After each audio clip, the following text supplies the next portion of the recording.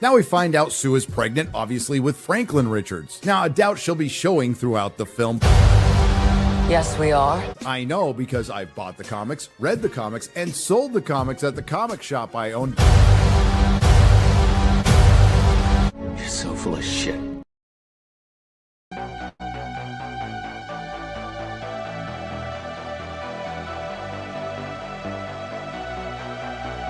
The shy, nerdy, awkward kid to Gwen Stacy, to the death of Gwen Stacy, to, you know, then Mary Jane, and then, oh, look, you know, they turns out they get married and they're happily ever after, except you get to read them being happily ever after and making weird, obscure sexual position references. I'll pull that up in a second. Imagine being a little kid and like trying to get into Spider-Man, and this is what is going on in Peter's private life. Not Spider-Man stuff, but in, you know, his private life, he's with a supermodel. And he's like just being a suave ass motherfucker, and he's gonna give her the Venus butterfly. It is literally the coolest sentence anyone has ever said. So the Venus butterfly is a term used for various sexual techniques, one of which was the subject of the 1988 book The 1 Hour Orgasm, which first publicly mentioned in a 1986. Good job, Peter. Fuck yeah. However, a technique of the same name appears in the book The Sensuous Woman, which was first published in 1969. So there's a LA Law episode where they talk about it. It's called that. I remember as a kid, I kept up with LA Law, so I would have been down. So it's an oral technique, essentially, is what it is. Funneling is. Damn, Peter. So, you know, unlike Batman, apparently, if you remember that from a couple of years ago, where the DC was like, Batman does not eat pussy or something. Yeah, Peter does. And he's telling you he does. Good for Peter. He's being very upfront about it. So, you know, I kind of I'm going to eat your pussy. Let's go. Yeah, that's what he's saying. This is them saying Peter can get it. Right. I'm gonna fucking munch down on that. I'm gonna yummy down on that box for about an hour until you just fucking come everywhere. Okay, that's what's going on in Peter's. And the door closing says plamp. I've never seen that one before. Plamp. Yeah, that's a new one. Well, there's some moisture on the door. It made a weird noise. And look, they got a couple of hours to go. She goes, "I'll take 2." So they're going to do it twice. He's going to give it to her twice. So she'll take 2 of them. Meanwhile, Daredevil could never last that long. He'd be hearing everybody screaming for help. So, what was it called? The Venus butterfly. Venus butterfly. Z. I want Venus butterfly. He's also wearing like his Hugh Hefner smoking jacket. It's like, what is happening here? Now think about the fact that very intentionally the original stories of Spider-Man, or Peter Parker in particular, him having this being able to shoot webs. He built the thing himself or whatever, but like the web shooter, he shoots these webs. This gunk comes out of him, and like there's literally a couple of points early on where there's gunk like seeping under the doorway when Aunt May's like, oh, what's this gunk? This white goo is like there's very clearly a puberty thing going on there with like the allegory going, and it's like now this is what Peter does. This is the evolution under the door. It's not coming from Peter. Right, the evolution of it. So this one power is really a piece of tech that Spidey wears on his wrists that fire a high tensile web substance, unless we're talking the Raimi version. Ugh. I know it's an allegory for puberty, but we really didn't need organic web shooters. So this is where Bully Maguire came from. The secret origin unlocked. I'm lonely. You aren't there for me. Look at little MJ Jr. Gonna cry? Welcome to every video we make. We use one little thing and then we build the narrative out of it. Brie Larson says one fucking thing and we make a whole video out of it. That's what we do. Words are flowing out like woke Mary Sue, objective truth. They don't mean much, but nothing ever does across the grift of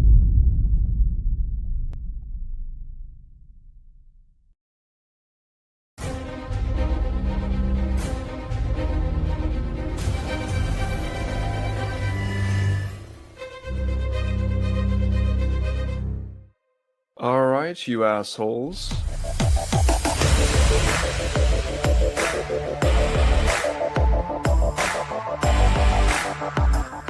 You can pick up the softback trade paper. The what now? How do you do, fellow kids?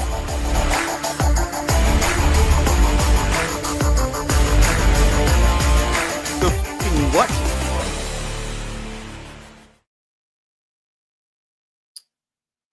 Hello, everybody. Welcome to this show. I have sad news. It seems that Eric Debunks has been canceled, and I don't know if he's good. Oh, wow. He's able to join us.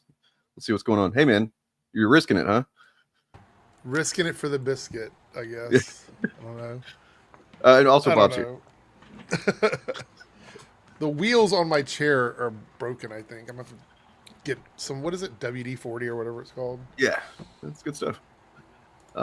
Yes, you've been canceled, right? Seems like by YouTube. By Melanie Mac, maybe, I don't know. Oh, yeah. I had two advertiser unfriendly things go off on my channel, both for Melanie Mac videos, which is, it's weird because her videos are still getting the video that I made about her video is still getting ads, and the other one that I made about her was a tweet that she made about Marvel Rivals. So there's no video reference for that one from her, so I don't know what that's all about. But it's just weird. Those are the only two. I do find it like wild that like she can monetize her shit, but like you debunking her shit. Well, that's not terms of service. Yeah, well, that's the weird thing is it wasn't a it was specifically an advertiser guideline restriction, right? Mm-hmm. So it wasn't like they were saying that I had done something community wide that you know. So like if I had said something that they deemed like inappropriate in the sense that what I was saying about her crossed like some community guideline, it would have been a community guideline strike, right? That would have happened, and then I wouldn't be able to stream or pretty much do anything on my channel.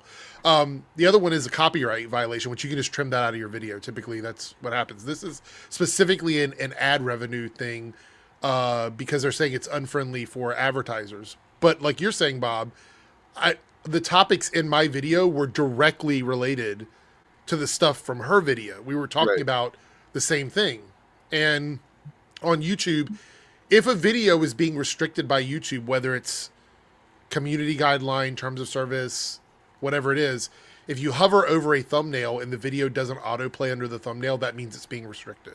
So you can tell, like if you go, because I talked about it in my video, if you go to a video and you hover over the video and it doesn't autoplaying, then YouTube has restricted that video. Sometimes they tell you, sometimes they don't. But what that typically means is the video is not getting promoted through YouTube. And this is something it's been like that for a while now. And I checked on her video. Her video is still autoplaying, which means that hers is not restricted, but mine is not autoplaying, which means that it's confirming that the advertiser restriction is affecting visibility. Because they don't want it to autoplay, because autoplaying is linked to... If a video autoplays, that means like if your video ends and you have your account set up to just play the next video, it will autoplay someone's video, like promote that video. So if the autoplay is turned off on that video for like hovering over the thumbnail, that means it does not autoplay after someone's video. That allows them, plausible deniability that they may be hosting your video, but they're not like pushing it. So that's one of the issues we have, is that there's a double standard from YouTube, and I've said for a while YouTube is part of the problem with what we're dealing with here. Absolutely. That she can go on her video and accuse gay people of being gay because of sexual abuse, right? That's demons or whatever the fuck it says this week. Demons, all kinds of things, whatever she wants to say. And her videos get promoted. Matter of fact, that video that I responded to is the biggest video on her channel in like 3 or 4 months in views. So that means she's going to be doing that more than great. Yeah. So the thing is, hers is definitely getting recommended. Mine is not. Now, I'm not going to get as many views as her on a video on average. That's just not going to happen. But what happens is when they do this, it's not even just about the ad revenue, because ad revenue for stuff like that ends up being like a couple bucks, right? So that's not a big deal. What happens is it's a censorship of the channel. Basically, now that my video has been suppressed because of the ad revenue restriction, it doesn't show up in people's recommended. Right. So it's suppressing my channel. Videos, right? Like who knows how that factors into the algorithm and how much it's going to promote or not promote. Right. Video. Well, yeah, because if you get enough of those, YouTube determines that your channel is probably not worth promoting, and so you end up not showing up in the algorithm. So basically what I'm saying is it's really important for you guys that are watching now, we've got over 50 people right now on all the channels. For everybody watching now, to not only leave comments under our videos, I know it's a hassle, okay? I get it. It's a hassle. But, like, leaving a comment saying, like, love the video or thumbs up or something to help YouTube see that our content is the content that you're engaging with. That's a big help, because one of the things that community does that's annoying but also very useful is they rally. They rally a lot. And that's one of the things that we have to work on as a community, is rallying behind channels that we support. The messed up irony there is that they don't even understand that that's what they're doing in a way. Right. Like, they understand they're rallying, but they don't realize that that's a large part of, like, because I've had so many people try and tell me how the algorithm, if I thumbs down your video, that means it's gonna, people aren't gonna watch it. Like, dude, you don't understand this at all, do you? Yeah. You know what I mean? So they don't understand how the algorithm actually works, and yet they do the actions necessary to support, the content in the algorithm. I think a lot of the guys on those channels just kind of indoctrinated their viewers to do things, and they don't know why they're doing it. So, I mean, yes, please do. You could. Yeah, well, you can any comment you leave, even if you went on my video and you say I hate you and your video is dog shit, that doesn't matter. It's just engagement. True. Yeah, I mean, engagement is engagement to YouTube. It's going to get a bunch of responses, because that's even better. Yeah. Sorry about this. I was just explaining that engagement is engagement. I don't know exactly how the algorithm works. It wouldn't surprise me if a thumbs down is less valuable than a thumbs up, but they're both good. They're both going to help you.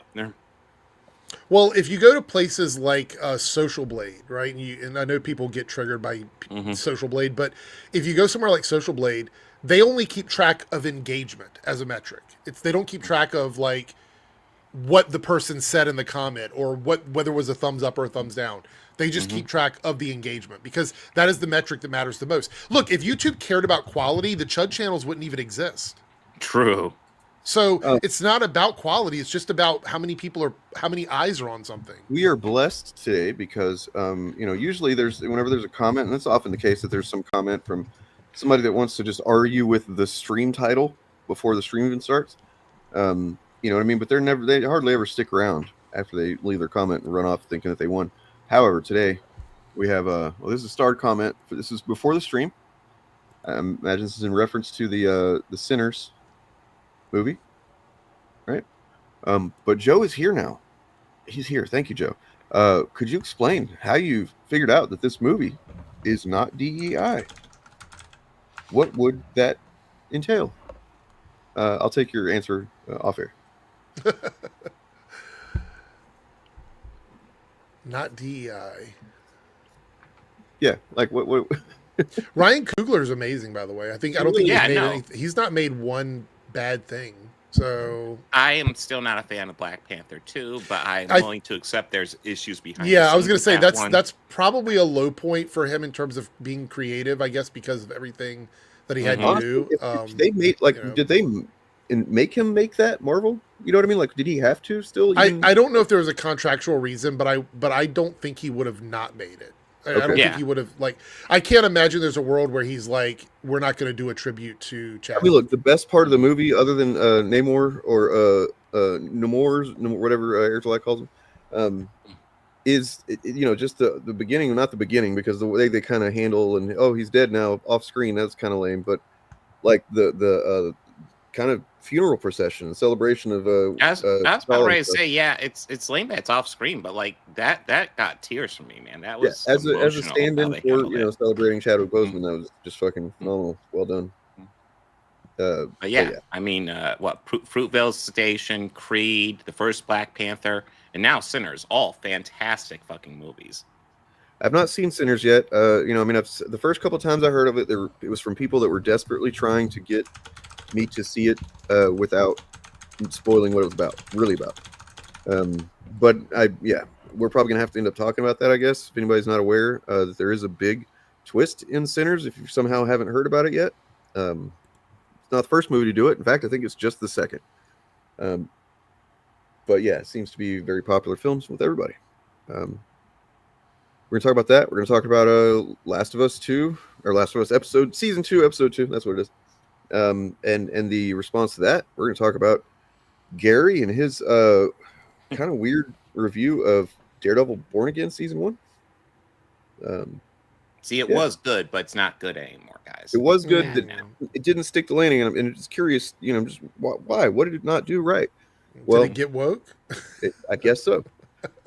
I mean, my criticism of it is that I felt it left too many loose threads. That was my biggest criticism a little bit more. Well, I wanted to wrap up Bullseye. Like, it was originally supposed to be 18 episodes. They split it in half, and now that's the producers even said that season 2 is more like a continuation of season 1. So it's like I can accept the loose threads based on that, knowing that we're going to get it. I think in March of next year, before Avengers is what I'm pretty sure that they're trying to avoid. Is doing it after whatever happens in Avengers. June.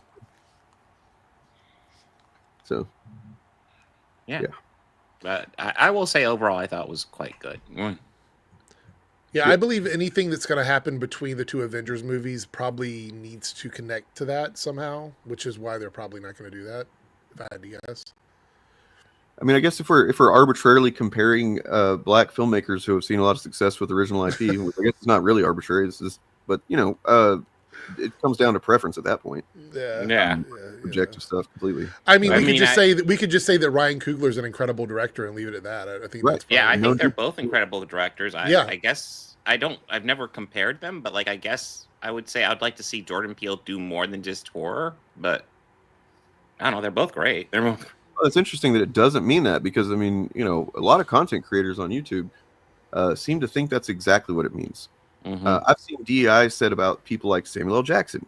I've seen, which is fucking crazy if you're saying that it's about a meritocracy. Okay.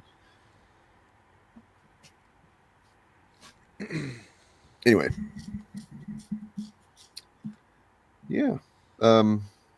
Right. He's good. Right, but you understand that was your comparison, right? We didn't make that comparison. You did. That's what we were pointing out. That's all. You compared the 2 guys. You haven't seen any of his reviews? Jesus. So if he's not, hold on, can we go back to that other one here? This one. So what was the reason you compared them then? I'm just curious. Why did you compare Jordan to Ryan? If it's not about being a black director, what was the? I just want to understand. I'm not accusing you of anything. I'm just curious to what drew you to that comparison. Because they don't even make the same kinds of movies. Matter of fact, this was Ryan's first movie that was like a horror movie. So yeah, this is the first movie Ryan did that would be similar to something Jordan Peele does. Right. So look at their response. Film that was an original IP, I think. Look at the response. I just like. I mean, I'm glad you're being honest, but I don't. Then what does that other comment mean then? Jordan Peele's not a good black director; he's a good director. Period. So, but you made the comparison, which is what the joke we were making was. They're both black, so. Hey, I'll go ahead and say it. I think Ryan Coogler and Jordan Peele are better than Tyler Perry. I'll say it. Yeah. Oh well, I disavow that. I'm not going to get into the Tyler Perry discourse. What's frustrating is that I've seen some evidence here and there that Tyler Perry might actually, if he really tried, could make like a more substantive film, maybe. I don't know, but Tyler Perry has he's carved out like a little niche, loyal audience. So. He has an audience, yeah. It's crazy to think that like he's still like, I think as far as I know, still getting success, and it's just over in this corner where like most people aren't aware. Look, I totally respect when someone who is not hurting anybody and they're just doing their own thing is able to make money. I just go ahead, I guess.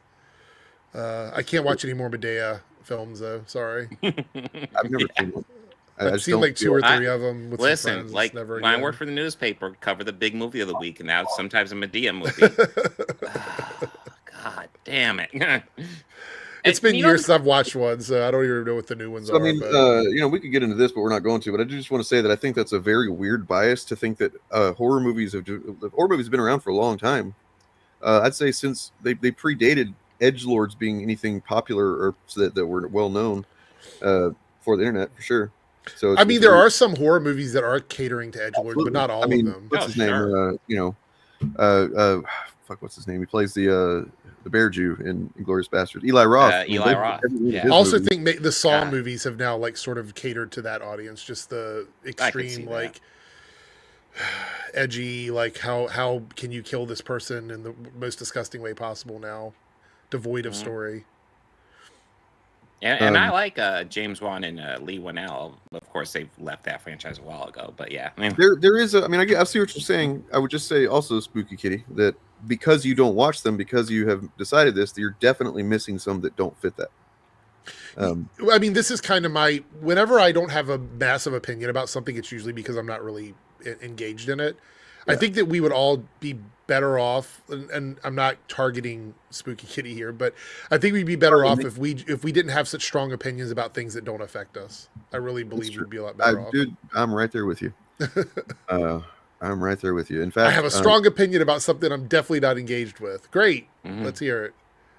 So it's on that note, like, it's kind of weird that these guys on YouTube have such strong opinions about movies and the color of the people in them and stuff like that, and the color of the people making them and whatnot. It's kind of weird. They think that affects them somehow, as if they feel like there's some kind of replacement happening or something. I don't know. Yeah. Anyway, I do think it's wild to be like, hey, this movie sucks. Let's talk about it ad nauseum for like a that year. Is fucking bizarre to me. I can't, like, I cannot sit. I mean, a 5-minute conversation, if I just was really looking forward to a movie, like really looking forward to it, and then it turns out to be just complete ass, in my opinion, I could probably have, god damn, my dogs are barking. I could have probably maybe a half-hour conversation about that, and then I'm just going to be done. You know what I mean? Like with other people that felt the same way. I mean, also at a certain point, all it does is it becomes like a circular argument. It's just people arguing about the same stuff over and over and over again, which is why Yellow Flash is coming. I'm on bated breath. I'm ready to order it tomorrow. So. Oh yeah. Fuck these absolute books. Let's get that. What is it? It's about like this little black girl that like doesn't have any color in her life, right? No. That's Drunk 3PO's book. Oh my bad. Yellow Flash's book. Yellow Flash is a different guy than Drunk 3PO? Yes. Holy shit. Yellow Flash's book is a ripoff of basically Power Rangers Sentai type stuff. Oh god. It's called Golden Patriot for those that like golden showers. You've got Golden Patriot. God. It's a yellow like Power Ranger guy that I guess is time displaced in World War II, I think is what it is. And he fights for the American military. Oh, so an original idea. Okay. I think that's what it is. But it also doesn't look unique or different or special. And I mean, it's kind of part of the course. So what we see from these guys, this comes, all of them, including Eric July, okay, is that they just copy other people's stuff. Yeah. That's what it is. It's just everything is a derivative version of something else. And now, but they complain about Miles Morales and other people taking titles, but then the only thing they can make is derivative shit. So you came up with another name, and it's also really stupid and doesn't make any sense or mean anything. But at least, you know, I don't know. That's different. Good job, man. Listen. You guys got me to Google this, talking about it, so we all have to share this shit now. Yeah, that's it. That's the character. Over-rendered. So nothing says I jerk off to the American MAGA stuff more than like holding an American flag in the middle of like a storming of the beaches. As I guess a Japanese Power Ranger character.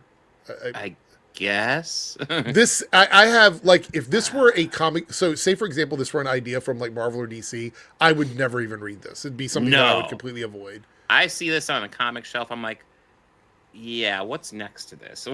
The only way it could ever be something I read is if I find out later on that somebody's like, no, dude, that's actually really just a parody, and you should read it because it's fucking hilarious. I don't think so. I think it's taking itself very seriously. I believe it's probably very serious. It's capable of being, you know, of self-parody, but yeah. Yeah, I don't think these guys. I mean, let's be clear. Let's be clear here. Yellow Flash is a internet character.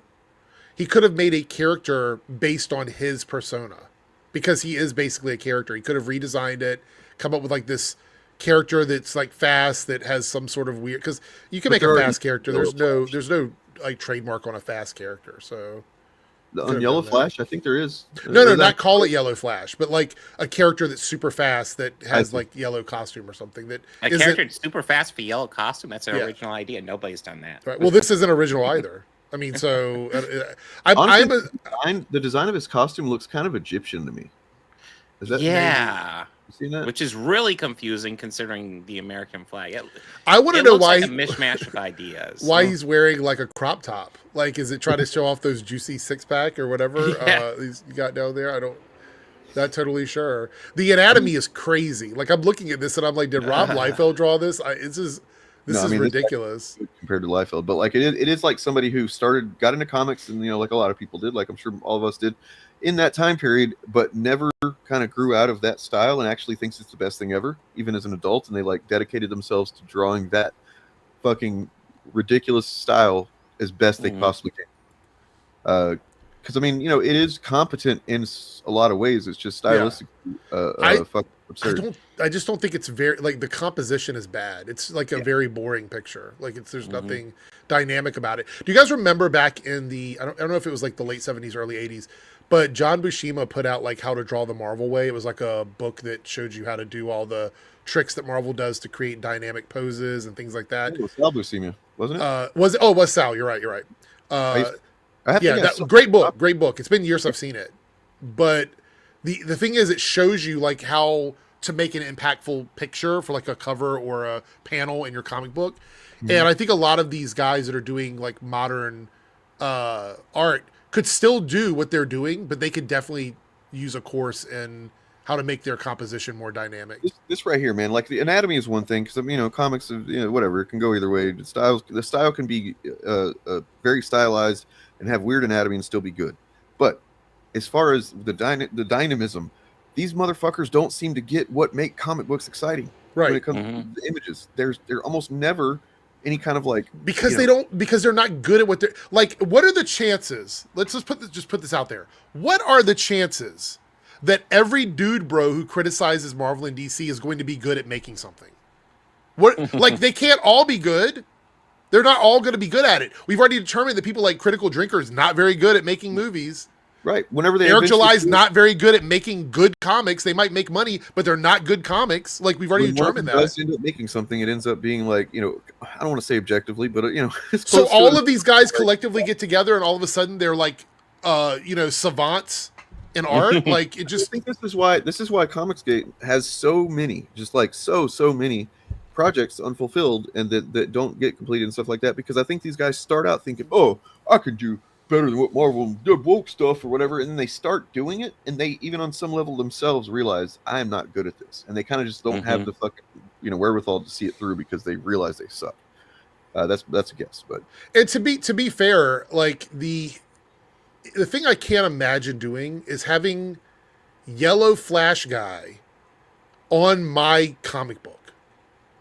Right? Like if I was putting out a comic book, I would want my name on it, like my actual name or something other than a derivative name, generic name. Yellow Flash 2 is his channel name. Is it going to be Yellow Flash 2 comic? Like it just like forever now, like say for example, this ends up being something that he makes and continues to make for years, right? Your legacy is going to be a comic book made by someone named Yellow Flash. Yes. That's crazy. That's crazy to me. Yeah, I mean, we know that he couldn't make a good one back in 2005. It's kind of curious. All his buddies are making comics. Why doesn't he try it again? I don't know. I will say this looks better than Nerdrotic's comic book attempt. It looks better than a lot of Eric July's comic books too. I think the artwork, it looks competent, even though I don't like it. It looks competent to me. Most of Eric July's stuff does not. So I think in that regard, there is one benefit, but I think the story is going to be shit from what I've seen so far. It sounds too much like Golden Shower, so I'll never, ever get that out of my mind. Golden Patriot, Golden Shower.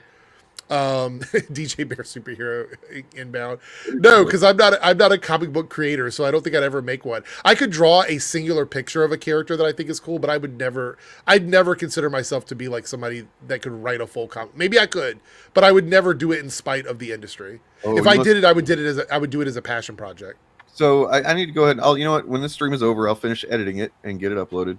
But yeah, we did look at a comic that I found that Gary did with his wife, I guess, in 2005. He had a little comic book publishing company that he tried to launch, and they got like 4 or 5 issues out. And it honestly is what I would expect my friends who were into comics in like middle school or high school to present to me whenever they made their own comic, or myself, back then when that's probably almost exactly what they looked like. It's what I drew before I stopped drawing and started getting into music. It's pretty bad. And like he actually was trying to make this a thing back then. I'm pretty sure this was post prison.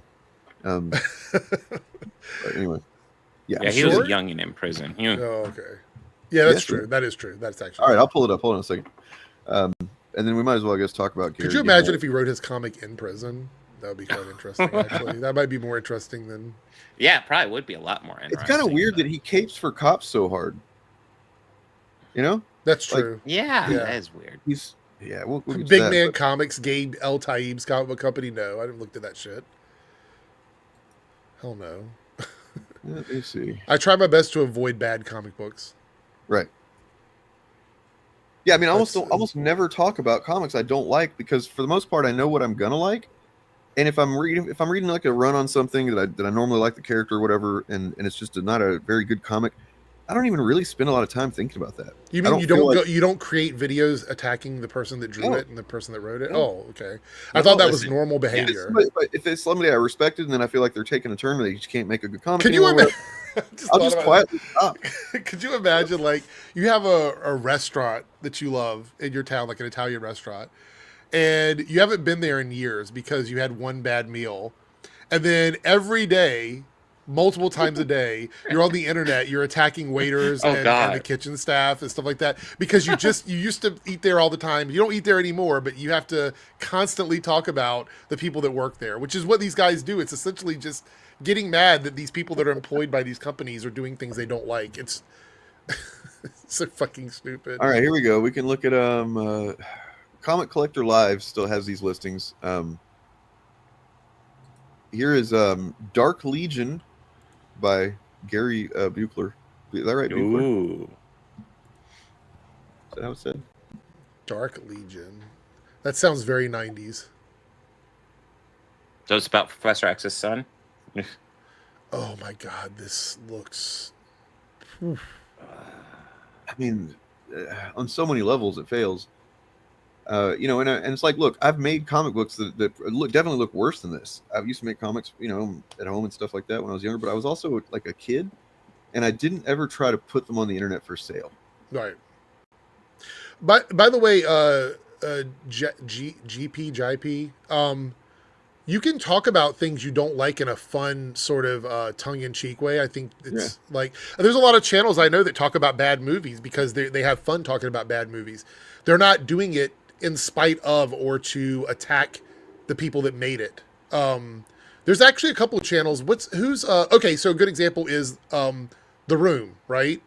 So that's not a good movie. It's so bad it's good kind of situation. But most people, but a lot of people appreciate Tommy Wiseau, right? They think it's great that he did what he did, and he's become sort of a cultural icon because of that.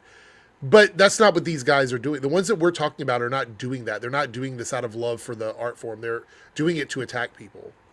So this is interesting because you remember we looked at was it Spingy? Was that the character's name? Spingy? Yeah, Spingy. Yeah. Was just a copied pose from an iconic Spider-Man pose, and so is this. Okay. Yeah. This is a trace. This has to be traced over the pose. Yeah. Like why is he doing that? He couldn't even edit the fucking fingers, so it's not the Spider-Man pose fingers. Nope. So he had to do that. Yeah, leave it as is. Who drew this? Did Gary draw this? This is Gary, yeah. This is his name right here, Buechler, 98. Oh, I just didn't know if he was the writer or the artist. I didn't know. So it says Buechler 98 or 96 and 03. So like I know that there was another comic they did where it's at least the cover of it was by his wife, and it's a pretty good cover actually. She clearly had some talent. But she had drawn that in like 89. It says on the thing. It's like a thing she drew in 1989, and then they were putting it on comic in 2004. He says he didn't draw it; he traced it. Yeah, that's true. Yeah, I think you're right. That's true. Like, in fact, I think this is kind of McFarlane's thing. It is. He have Scroll, right? Yep, 100%. Holy shit! Wow, Gary. Wow. 2 issues and it was done. That was it. Now look, at least it's tagged as a homage cover. So Yeah, but homage wouldn't mean that his hands would be shaped the same way. Like, Yeah, right. That's exactly what the problem is that the fingers is a dead giveaway that this is just a rip. Like, by the way, anybody that wants to, it's like, why doesn't Marvel sell the comics like they're not making money like they did in the 90s? This is why. Yeah, this is all these different. I remember when this came out, there was 25,000 different covers for this. It was like, oh, this is great. I was a fucking idiot. Look, collector's item. This is why Eric July does what he does now, because of dumb stickers like that. Issue number 1, collector's item. Like, that's Holy why. Shit. Yeah, there's just so many. Or I guess this is just, how many were there? There's C, D, E, F, H. Are you kidding me? Yeah. I loved cover W4. And the thing is, they're not different enough to be that, like, why would you collect all those different ones? They're just usually slightly different shades of silver and gold. Usually when you do variants, you get like different artists to work on them. This is just like, let's just re-ink it. Gary's a regular Greg Land. Hey, Greg Land has improved, and he has stopped doing such obvious tracing. He stopped tracing pornography, it seems like. Is he the one that did all the women that were like... Yeah, all the women would be like some porn woman's face. He's like mid-orgasm. And here's Sue Storm looking like she's riding the D. Yep. Oh, yeah. That's true, too. Yeah. Where's my dad? All right. So there's that. Well, let's talk about Gary and his dumb fucking review. Let me find that actually, because I don't have it pulled up. Well, since I wasn't too familiar with Greg Land, I brought up this image real fast. Oh, here we go. Oh, have you not seen his stuff? Yeah, I mean, when you look it up, I remember it's just all of it is like his worst. Yeah. Like, it's so obvious that there should be a dick right there. You know what I mean? Yeah. Oh, that D. Oh, God. Jesus, dude. What the hell? No, Greg Lane is super talented. He did the Wolverine and Predator comic last year that was very good, and that's why I was like reading. I was like, wait, this is Greg Lane? Because I mean, he does have these stylistic things that are obviously him, but it was not traced shit. This is what we could have had in the Fantastic Four, and they took it away from us. They took it away. Fucking got heard enough of the criticism and the mockery, and was like, okay, if I want to continue working in comics, I need to stop doing the tracing shit. Vanessa Kirby could never. He got better. Well, I mean, I think he stopped not trying, basically. All right, so.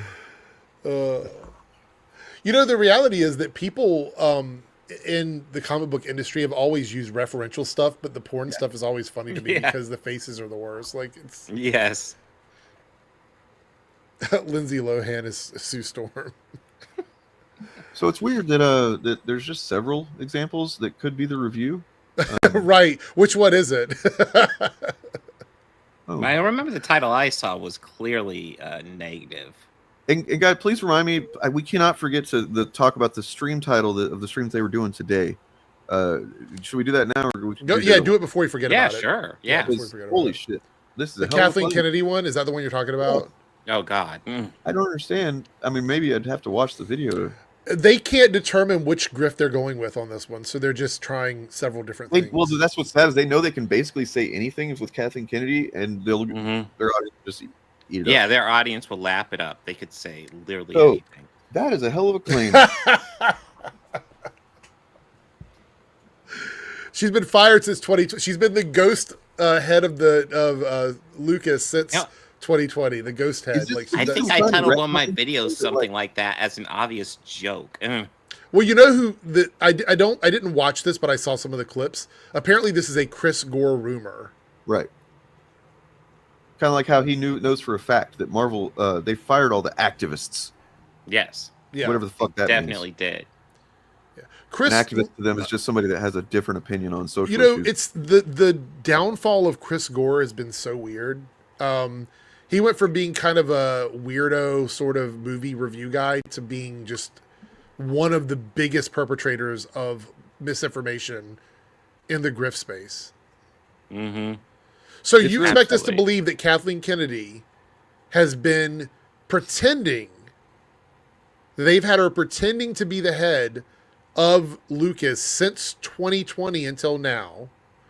The kind of narrative structure that you'd have to build to support a claim like that, Well, just even to make also, a claim. that means they've been attacking her for 5 years for stuff yeah. that she's not been doing. Yeah, Wait, true. So She's South completely Park innocent. made a whole episode about her when she wasn't even the one to blame. Right. Yeah. Wow. So there's no responsibility on their end to be like, we shouldn't have been attacking her for 5 years. She wasn't the head anymore. We need to find out who really was in charge, because that's the person we need to blame. Because their entire narrative is that she's lost. Hold on. When did wait a minute, hold on. I'm trying to figure out, when did the last Star Wars movie come out? Was it 2018? 2019. Okay, so the last one that she was associated with in the film division that she made over $4 billion for them with, right? Mm-hmm. She was fired after that, after she made them $4 billion, before all of the bad stuff came out. That they would say that the Star Wars, Disney Star Wars TV shows that came out after 2019, right? All of those. What if they're trying to do this so that, like, whoever takes over next, they can actually start lumping all the shit that they've already said is bad, and they already have the audience already hates. They can say maybe. You know what, Dane? That's probably what it is. But the thing is, that would mean that she's not responsible for any of the bad stuff, other than the movie parts, which financially made over $4 billion for them. They owe her an apology, then, you know. I mean, I guess not, because what was she doing playing this charade, this pantomime of being the head of Lucasfilm this whole time? You know what I mean? So no, she's actually evil. Why would she continue to be the face of a company that they have been attacking so full on for 5 years? Her. She's not doesn't have the job anymore. Presumably, he's not getting paid for the job anymore, unless you know. I can imagine a phone call went like this. Yeah, Kathy. Hey, it's Bob over here at Disney.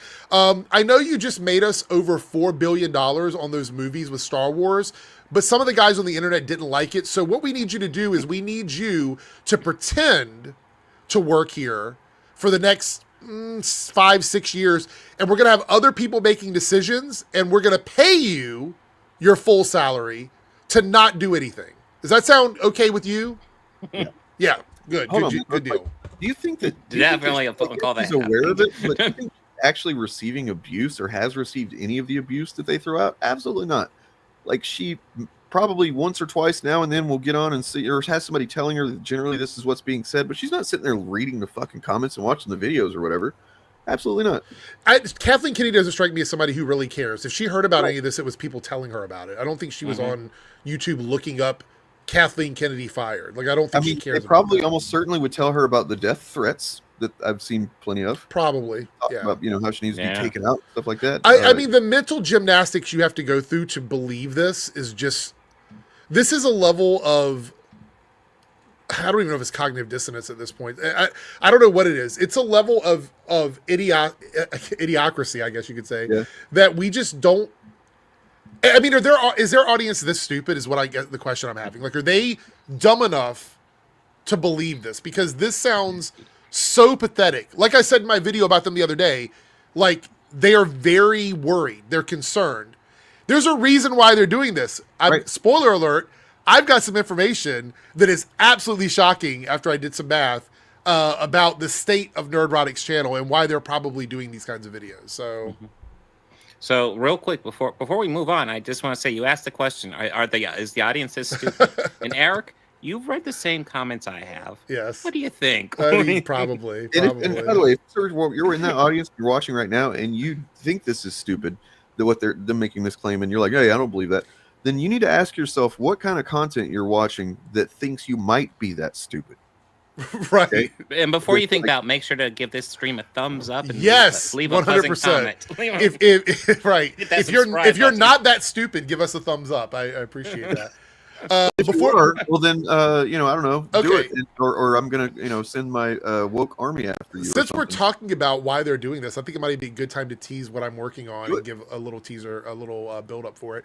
So I'm working on a video about the decline of some of the Chud channels, particularly 3 of them, which is Nerdrotic, Critical Drinker, and Geeks and Gamers, which I was actually shocked because I thought Geeks and Gamers was doing well, but the reality is Jeremy's political channel is doing well. Not so much the Geeks and Gamers channel, right? And I've done some numbers.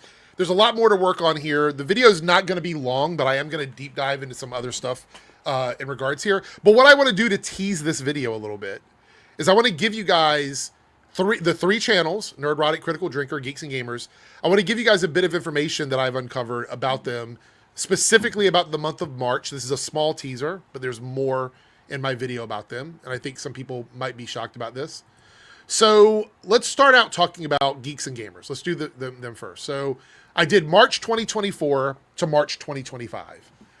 Okay, Geeks and Gamers in March 2024 uploaded 30 videos to their channel. Now, these were kind of clip videos, live streams, things like that. They're all part of their channel's ecosystem. Honestly, the laziest content possible. I fucking hate content creators who do that.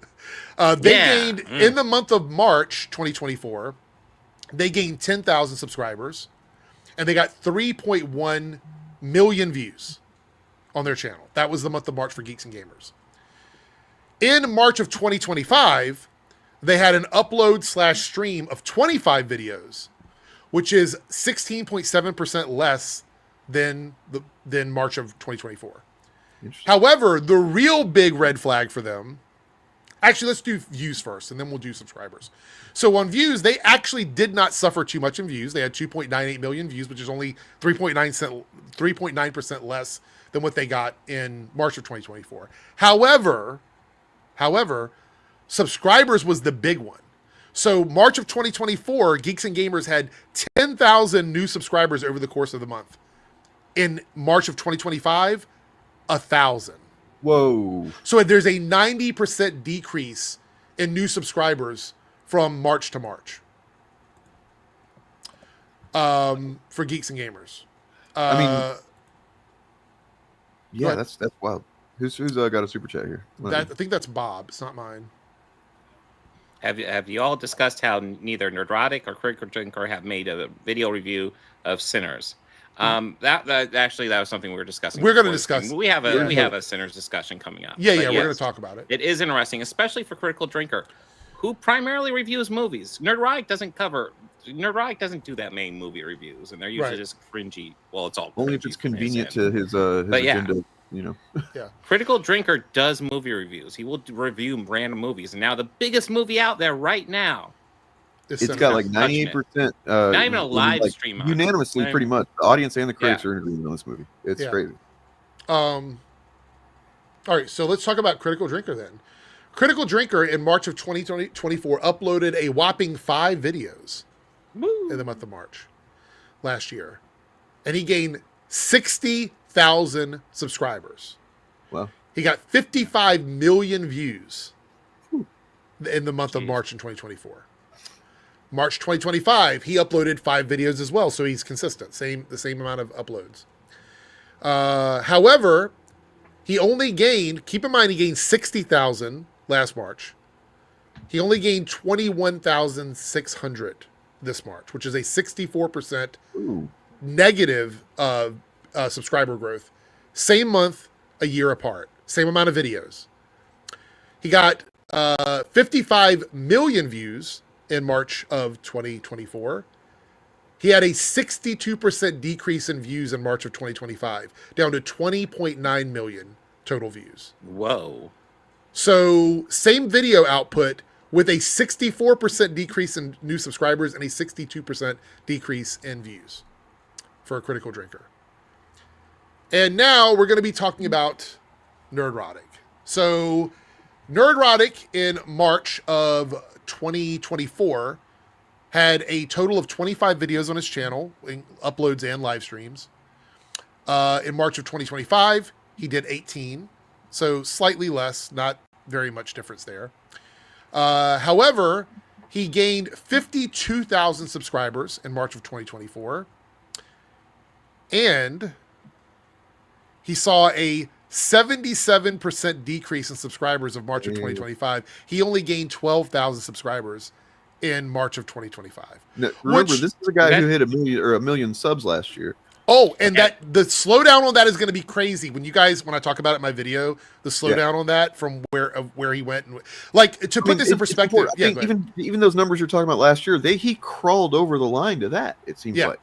You know. Well, the thing is, he had a big day in January of 2024. I think it was like the 2nd or 3rd of January, where he gained 75,000 subscribers in one day. Damn. Jesus. Okay, and it was because of his year of woke video from 2023, at the end of 2023 going into 2024, that caused his subscribers to spike at 75,000, and then slowly climbed up to that number that he's at now. And let's talk about his views, because that's the last thing here, and then we can move on.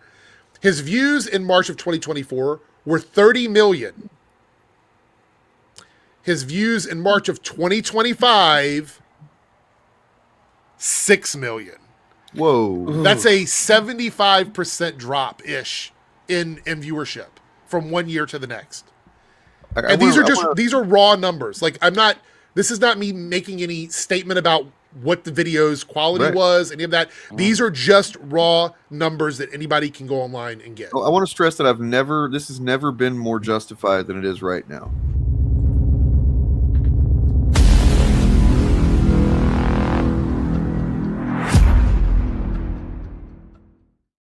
Yeah. Okay. And I'm keep in mind that I'm looking at smaller channels as well. Some of the other like circular, orbiting chud channels to make for this video. But those are the 3 channels I'm focused on, because I believe those are the ones with the largest voices in the chud space. So yeah. So what I think is interesting also is because you're comparing March of 2024 to March of 2025, and I was just like, what came out in March of 2024? And there's some noteworthy movies. Probably the most significant is probably Madam Web, but they didn't gaslight that one.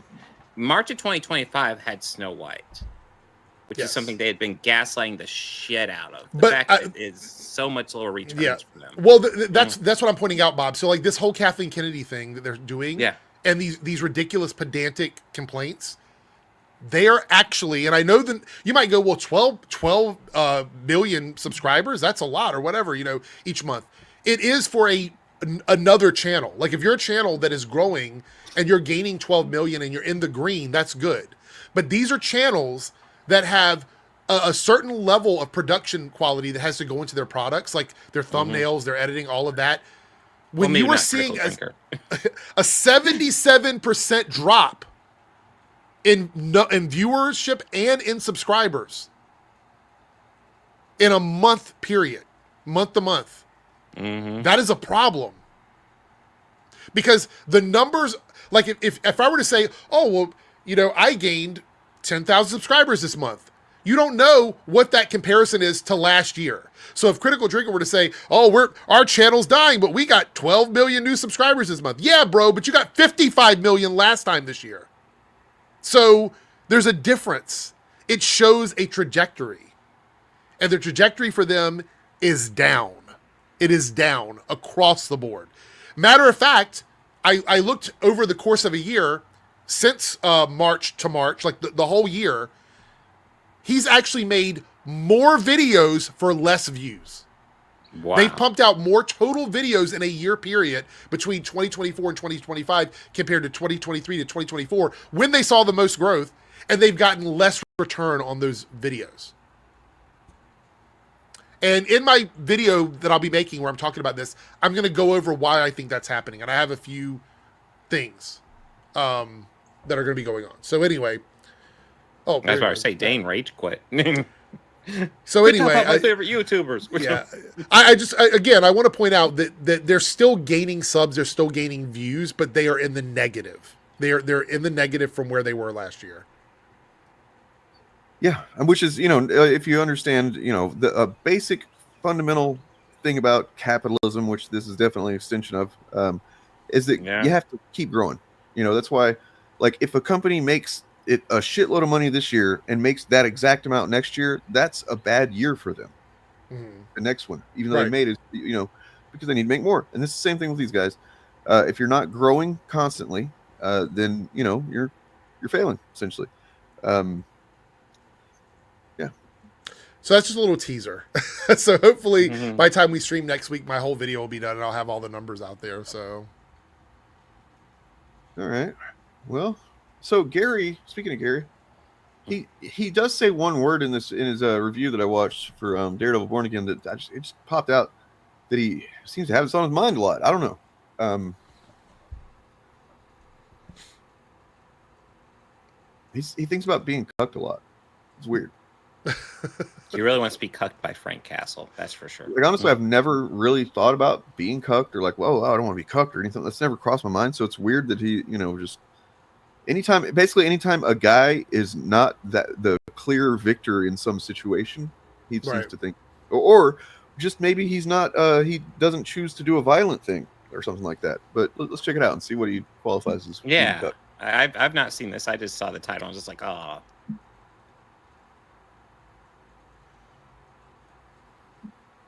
Call it, all right? Because I'm like a rock, son. Oh, you like a rock, huh? Yeah, I'm a rock. I don't move. Okay, then let me understand this correctly. Then you are like a rock, but a rock don't. First of all, I'm so just exhausted by Nerdrotic's idiotic comedy intros.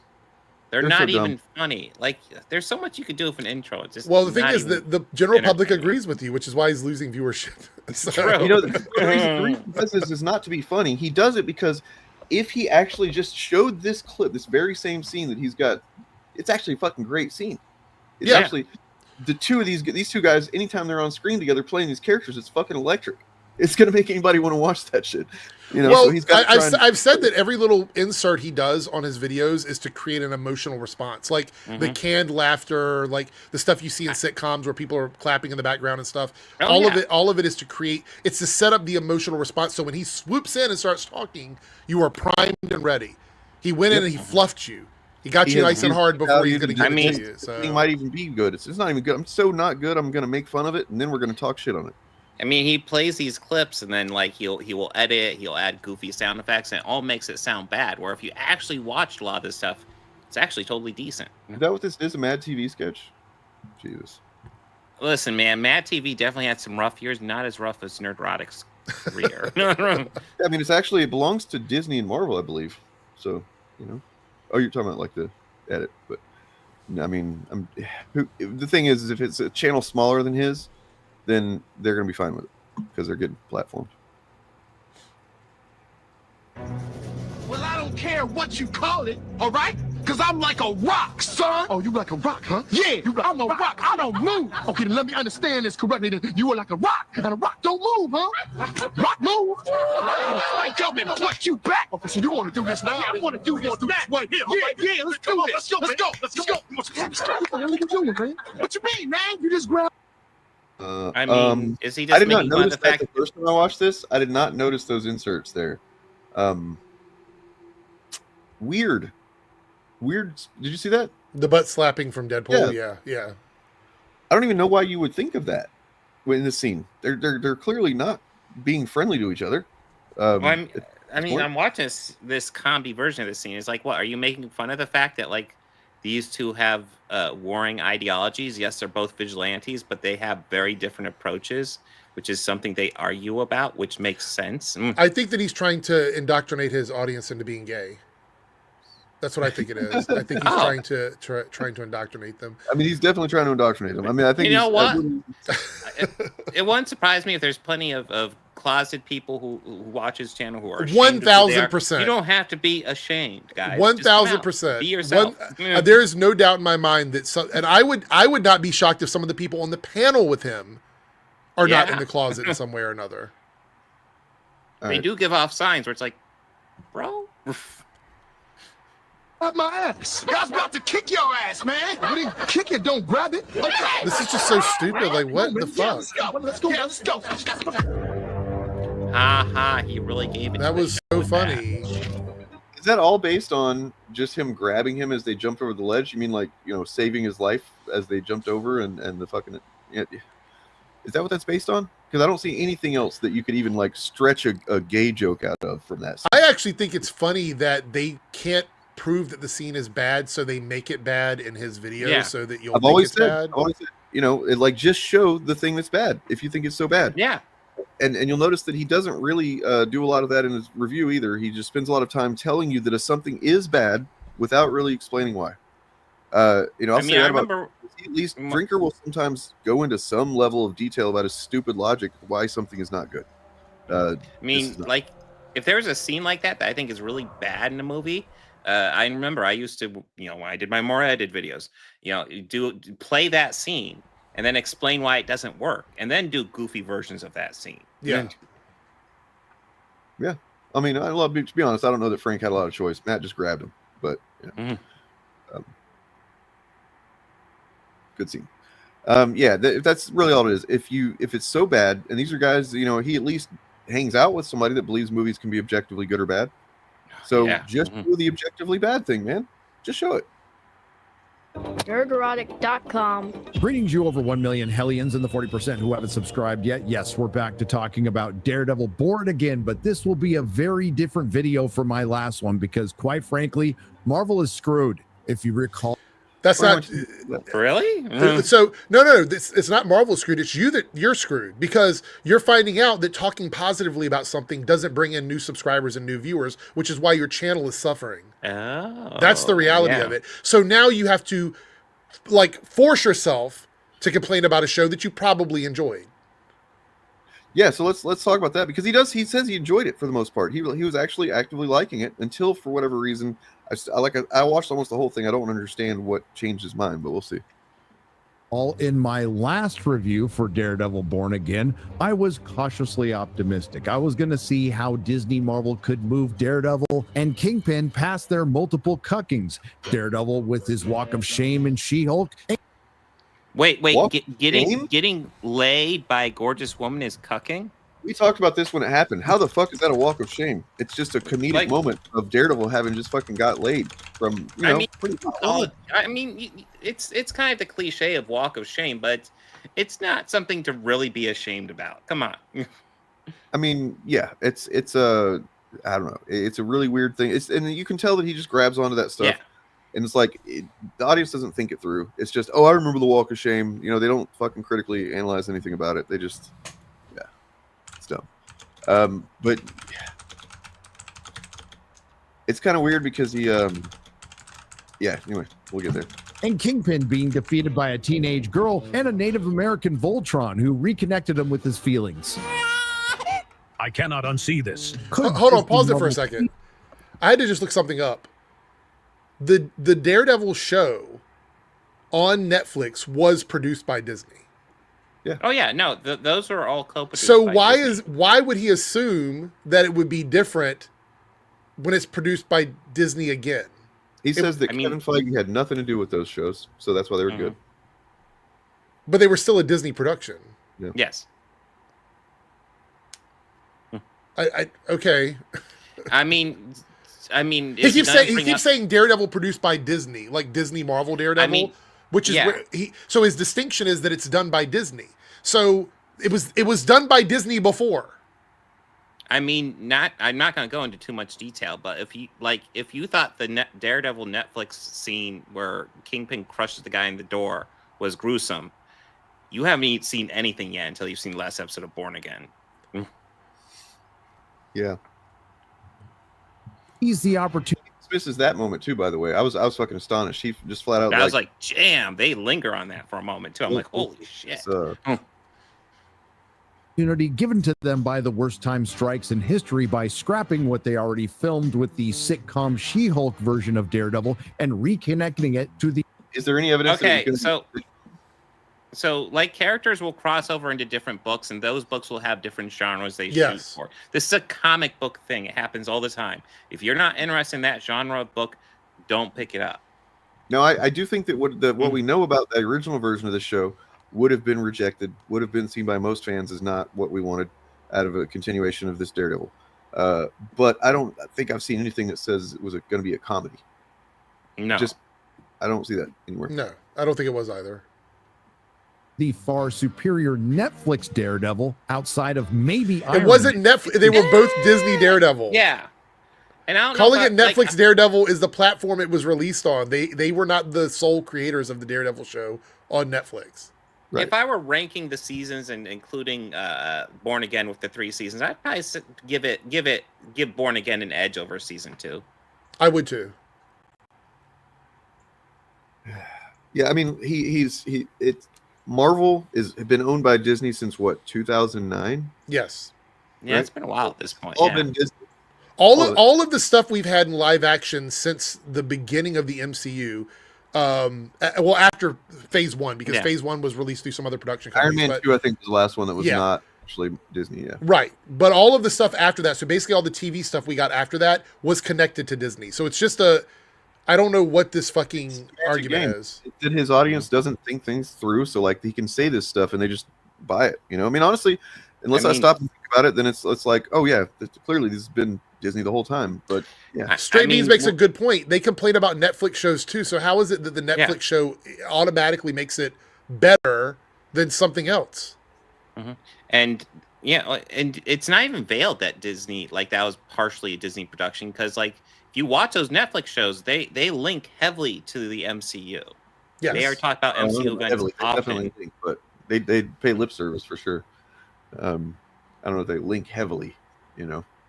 Yeah, So they're definitely supposed to be there. I will say Born Again is much more so.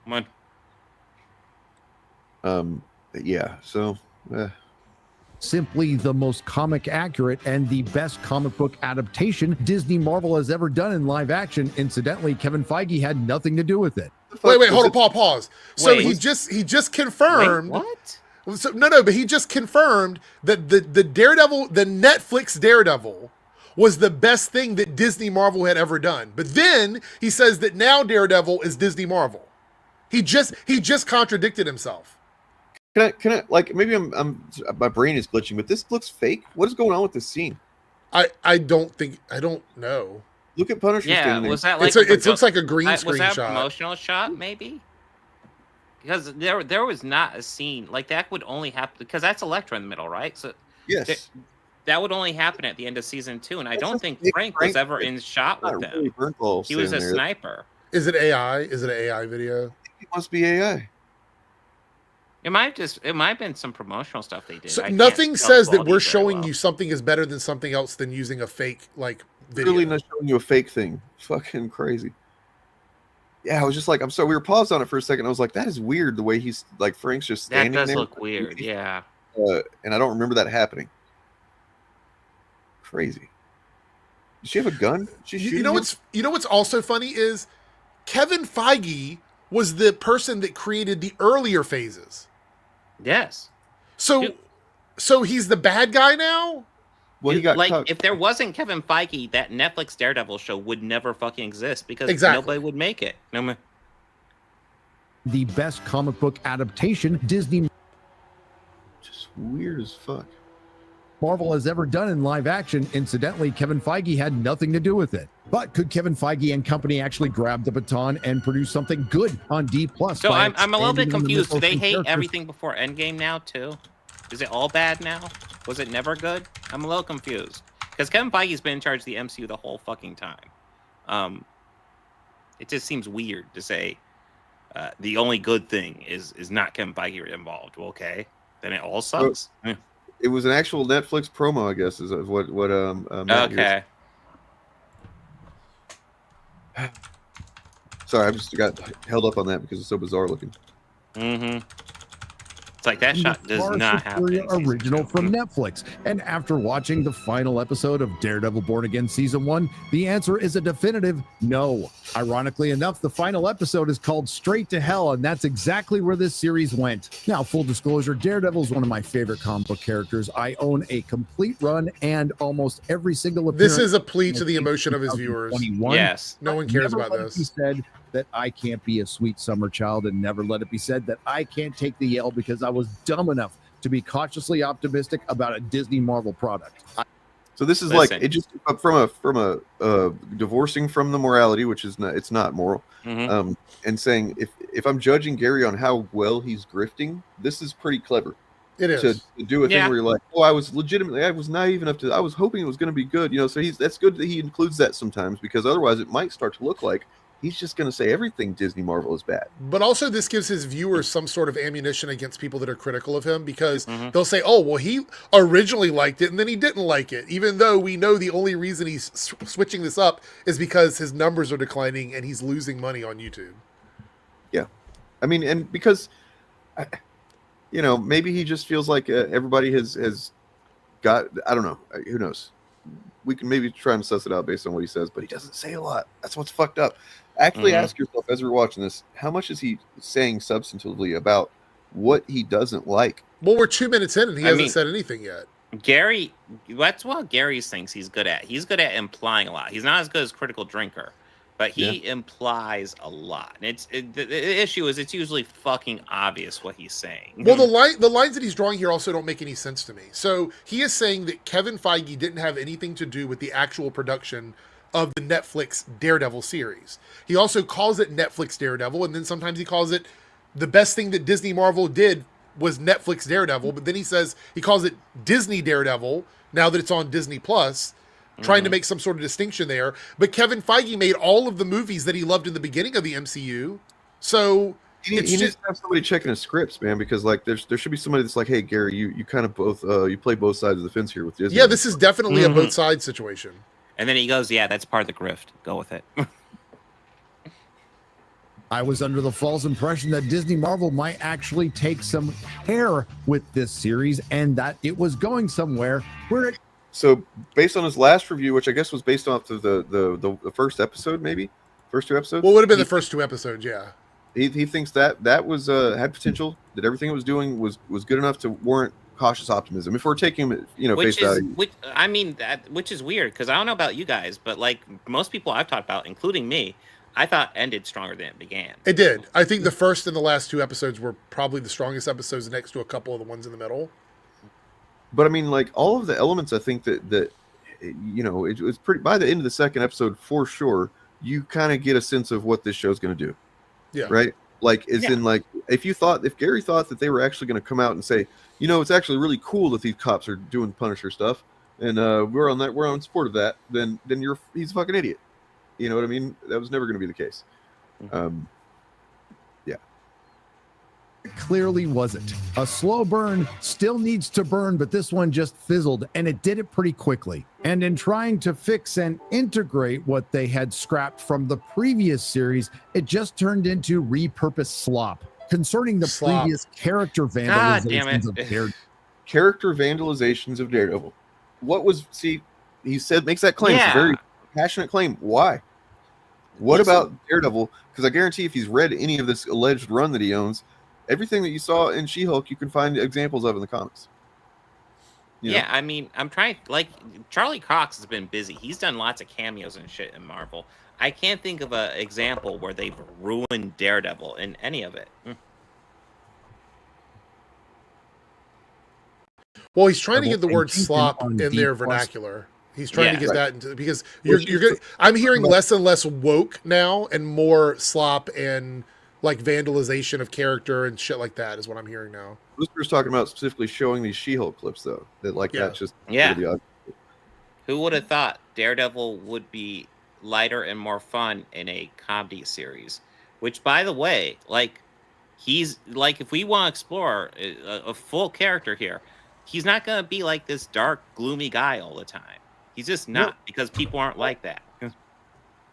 Like that's why it's so much more dramatic and effective whenever in the comics some real heavy shit starts happening to him, because he is generally, he's a positive guy. He's a friendly guy. He's like trying to date and have positive relationships. He's not just going around fucking dooming and glooming all the time.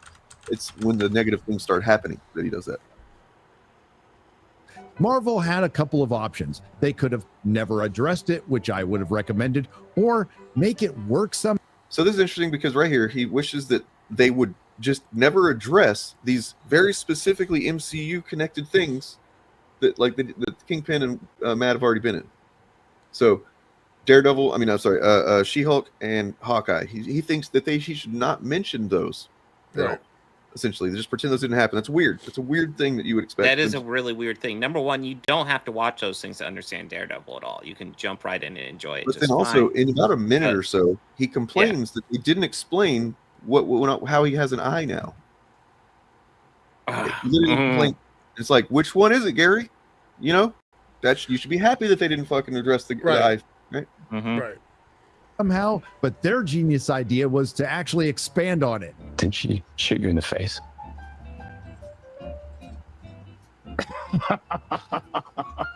Yeah. But it doesn't stop there, because you could add to the list Vanessa Fisk, Karen Page, The Punisher, and Bullseye. And the new characters they introduced can be put solidly in 3 categories: irrelevant, annoying, or insufferable, which coincidentally would also be the best description of the plot. Or strike that, because it really wasn't a plot. It was a patchwork series of events that plays out in the most predictable, implausible, and boring. Okay.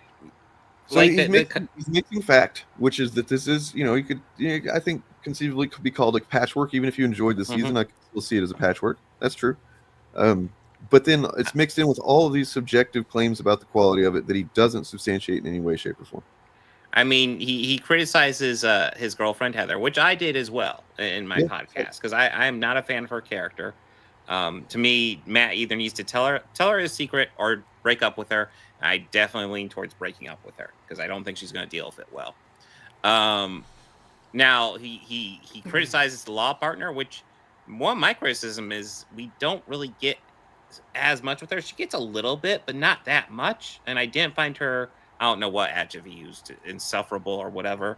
No, she was kind of just there, which would be my criticism. But the thing is, these are the characters that he wouldn't want in the show anyway. This is why this is such a disingenuous argument. He wants Foggy and Karen. So why would he argue in favor of those characters, the newer characters that are clearly going to be backseat characters for the series? Yeah. Why would he want more of that? Because if any of those characters were front and center, he would complain that they're taking the show away from Matt. True. So it's a disingenuous argument. Like if they did one episode where the law partner was like the lead character, which isn't uncommon in a TV series, they'd probably argue that it's a fucking bait and switch. 100%. 100%. They would call it DEI shit. They would say all kinds of awful things about it. So he doesn't care that those characters aren't fleshed out. He doesn't give a shit. Yeah. I mean, it's yeah, you guys nailed it. Sorry. I was just fucking, it's frustrating that people don't catch this, man. Like, and then, fine, you want to buy into this kind of content, whatever, but then they have this fucking false confidence, unearned confidence to go around to our channels and say shit like, we don't understand something. You know what I mean? Yeah. It's like, idiots. Boring way possible. In Daredevil Born Again, because they used the Born Again storyline from the comics in season 3 of the Netflix show, Matt, Foggy, and Karen are reunited as it was heavily promoted in the trailers for about 15 minutes. Foggy is killed, and Karen f***s off until the final episode of the series, leaving Matt to quit, wallow in self-pity, get chewed out by his business partner. Yes. So he's skipping over a ton of stuff from that first episode. The entire reason that Matt is in the position he's in, and the entire reason that him and Karen aren't speaking, is because of Foggy's death. Yes. That's the catalyst for that. If you're watching the show, you're like, this is why he's not putting the suit back on, and this is why it takes so long for Karen to come back into the picture. That's the story. Yep. Exactly. And also, they're going to be big parts of the next season. Obviously, if you watch the finale, which he did after he did, and then made this video, he knows that they're setting it up that Karen's going to be in it. She's in it now. She's all up in it. But like, basically, I don't know. I'm getting mad again listening to this because it's so fucking egregious and bad. He's speaking directly to the idiots that support him blindly. Yes. That's exactly what this is. This is him hoping that his viewership and numbers are back up to where they were last year because he wants the money. That's why he's saying all this. Yeah. Here's what's pissing me off. Isn't it amazing how much context matters to him when it's the context of the producers or what went on behind the scenes, or like it's a patchwork and here's what happened here. Oh, they promoted this so heavily. That all matters so fucking much. But when it comes to, the story, the plot in the show, like, why is Karen not there? Why did she fuck off? No, it doesn't matter. Doesn't matter. So listen, we commonly talk about how the Chud viewers and Gary's viewers are stupid. Because they are. But you want to know who really treats them stupid? Fucking Gary. Yes. He's hoping that you guys are soft-brained enough that either you won't watch this and will just regurgitate what he says, or will watch it and then hear what Gary says and then just change your opinions on a dime based on what he says. I was saving it for whenever I felt like I got my most frustrated watching this, and so it's time for my new drop. We're going to do that. All right. Fuck you. Also. No. This performance, it's inauthentic.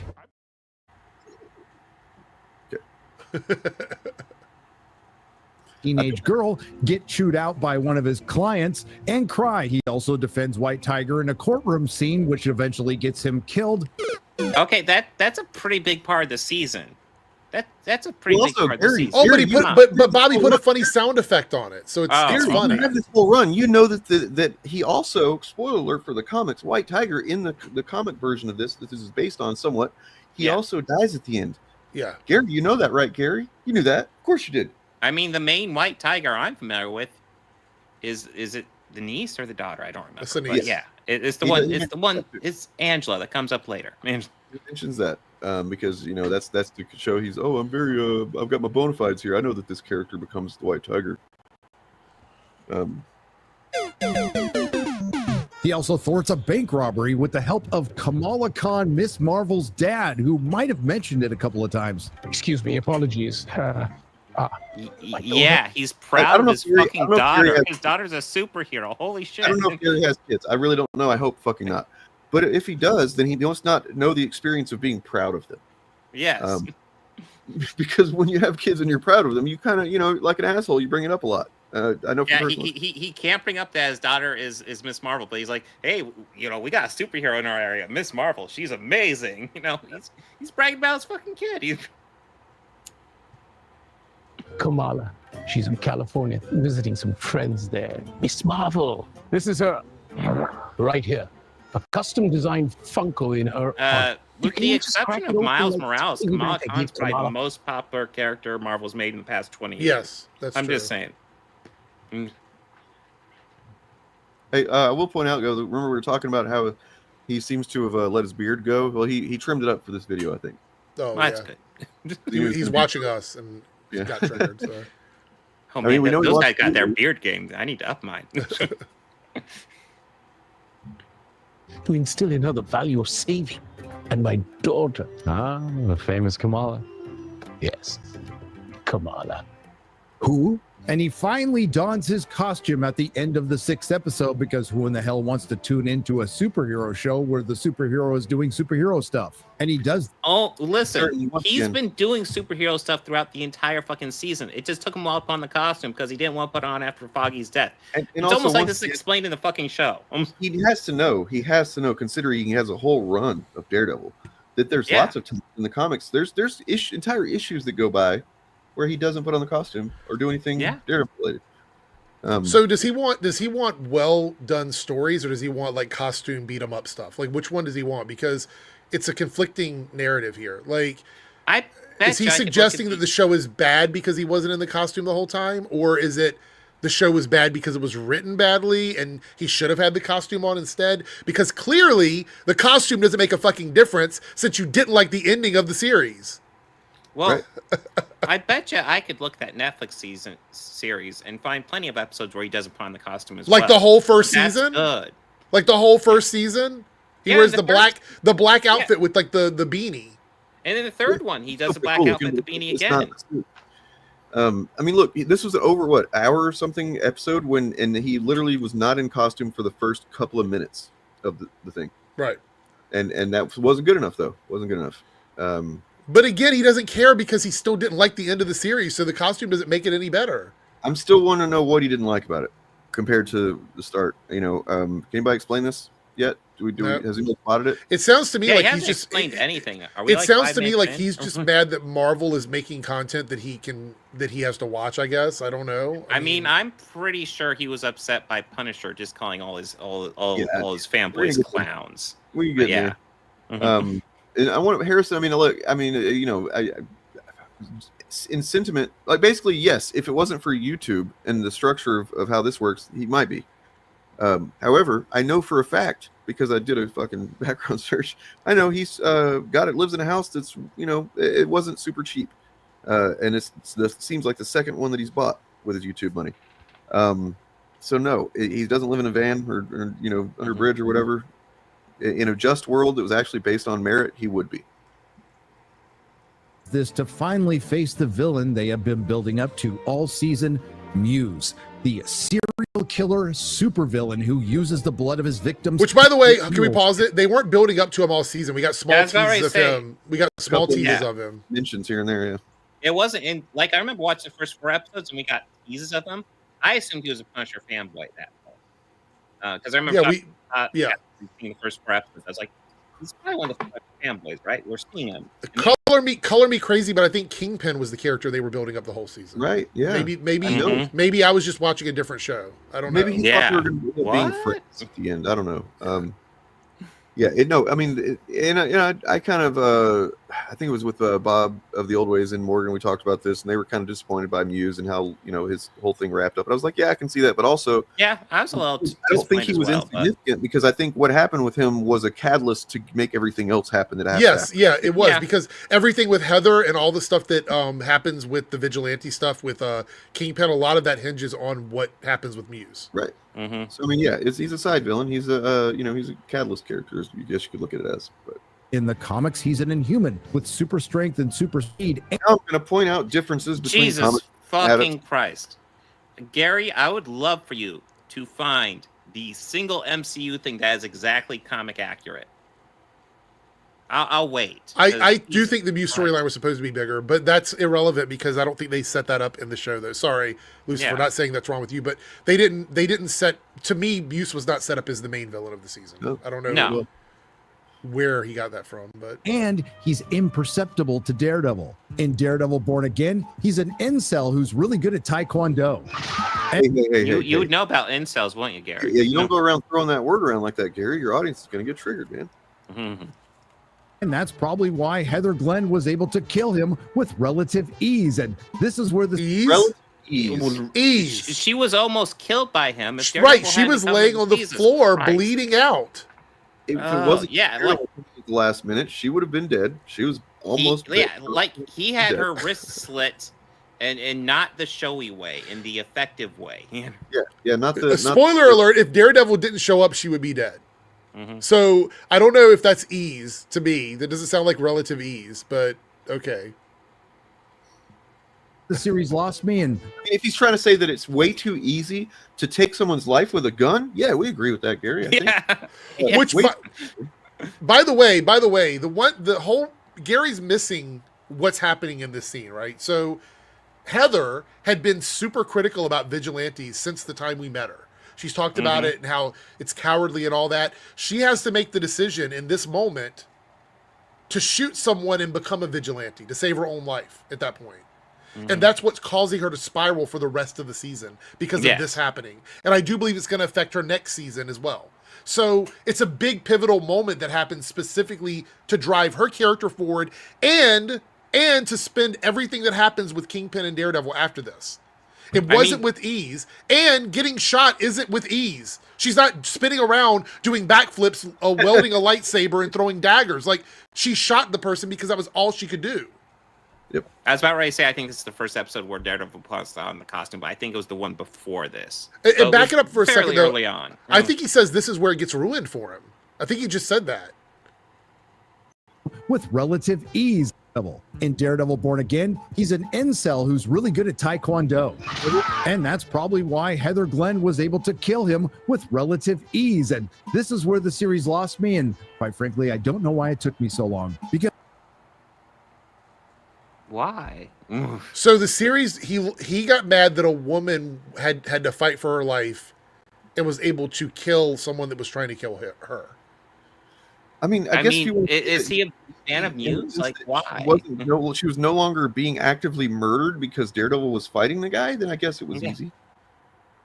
Like, I'm trying to determine why this particular moment was what caused him to not like the show. Was it the Muse stuff, or was it the fact that Heather shot Muse? Was it what Daredevil did? I don't understand what in this moment made any difference compared to anything else he had watched all season. I would argue that prior to this episode, there's probably 5 or 6 other things that I could see Gary being mad about that would have caused him to dial out. Why this particular moment? I think he's playing on the fact that Muse wasn't comic book accurate, and so this is why I'm dialed out for the season. That's what I think. This is what. No. This performance, it's inauthentic. And again, if you're looking for 100% comic authenticity in the MCU, God, you're looking in the wrong fucking place. I cannot stress that enough.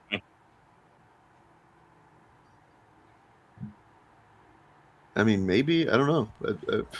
I don't think he's saying anything that complicated, to be Or honest. profound. I don't even think it's profound. I think it's just... Just a few minutes ago, he literally said that he thinks they should have not addressed the previous appearances of the Punisher, of Kingpin or Matt in other MCU shows that are MCU shows, as this is. But then he, 30 seconds, a minute later, says that, well, they didn't explain, or maybe he hasn't said that yet, but he, whatever about Kingpin. I was gonna say most of those references are early on during the part where he was saying he liked the series. So, I mean, Inhumans are established in the MCU if you look at Agents of Shield, especially. But But also, I don't think there was. I don't think there's any reason to make this character to have to explain an Inhuman character existing in Daredevil. If he had powers, they probably wouldn't even explain he was an Inhuman. Inhumans kind of existed just because Marvel didn't want to do mutants because Fox had the rights. I think right now they'd probably morph everything. Moving away from that. They're counting on the mutants to fucking save, continue the MCU success, I should say. But as far as the one way that I would see it being a good idea to have him as an Inhuman in the show is because he does create an absence of information for Daredevil to draw from. Right. So if he was going to be like an ongoing villain, that would be something. Yeah, that'd be pretty cool. It's a thing he has to overcome over time. But basically, he can't use his typical senses to spot the guy. And this is a comic book thing. They could always bring him back in some form. True. Because Muse turned out to be a red herring, a Shaggy Dog story, completely. Yes, for what? yes. The bait and switch. You didn't see Kingpin coming, you fucking moron. I don't know if I would necessarily call it a red herring. That is an improper use of red herring. Yeah. What was he a red? So wait, hold on. What was he a red herring of? I don't know. Nothing. Nothing. He wasn't a red herring. He was the character that everybody thought he was. Kingpin was firmly established to be a major opponent at the beginning, and then he's the major opponent at the end. Which, yeah, there's no red herring going on here. And even if he was a red herring, that's not necessarily a bad thing. It's how they no, this character has multiple villains in a season. All red herrings. They're all red herrings, everybody. Yeah. So I hate to actually this, but I just read this not 2 weeks ago. Actually, Blind Spot does not take him out. He actually gets taken captive because his suit runs out of batteries. And Daredevil has to save him. And before he's able to actually save him, he, spoiler alert for the comics, Blind Spot gets his eyes taken out by Muse. He just goes yoink, pulls his eyes out. No, so yeah, Daredevil is the one that actually does beat him, and then that's when at this point the Inhumans, they were doing their Inhumans push in the comics, and they had their own little city and their own police force and detectives and stuff like that. They come Inhumans.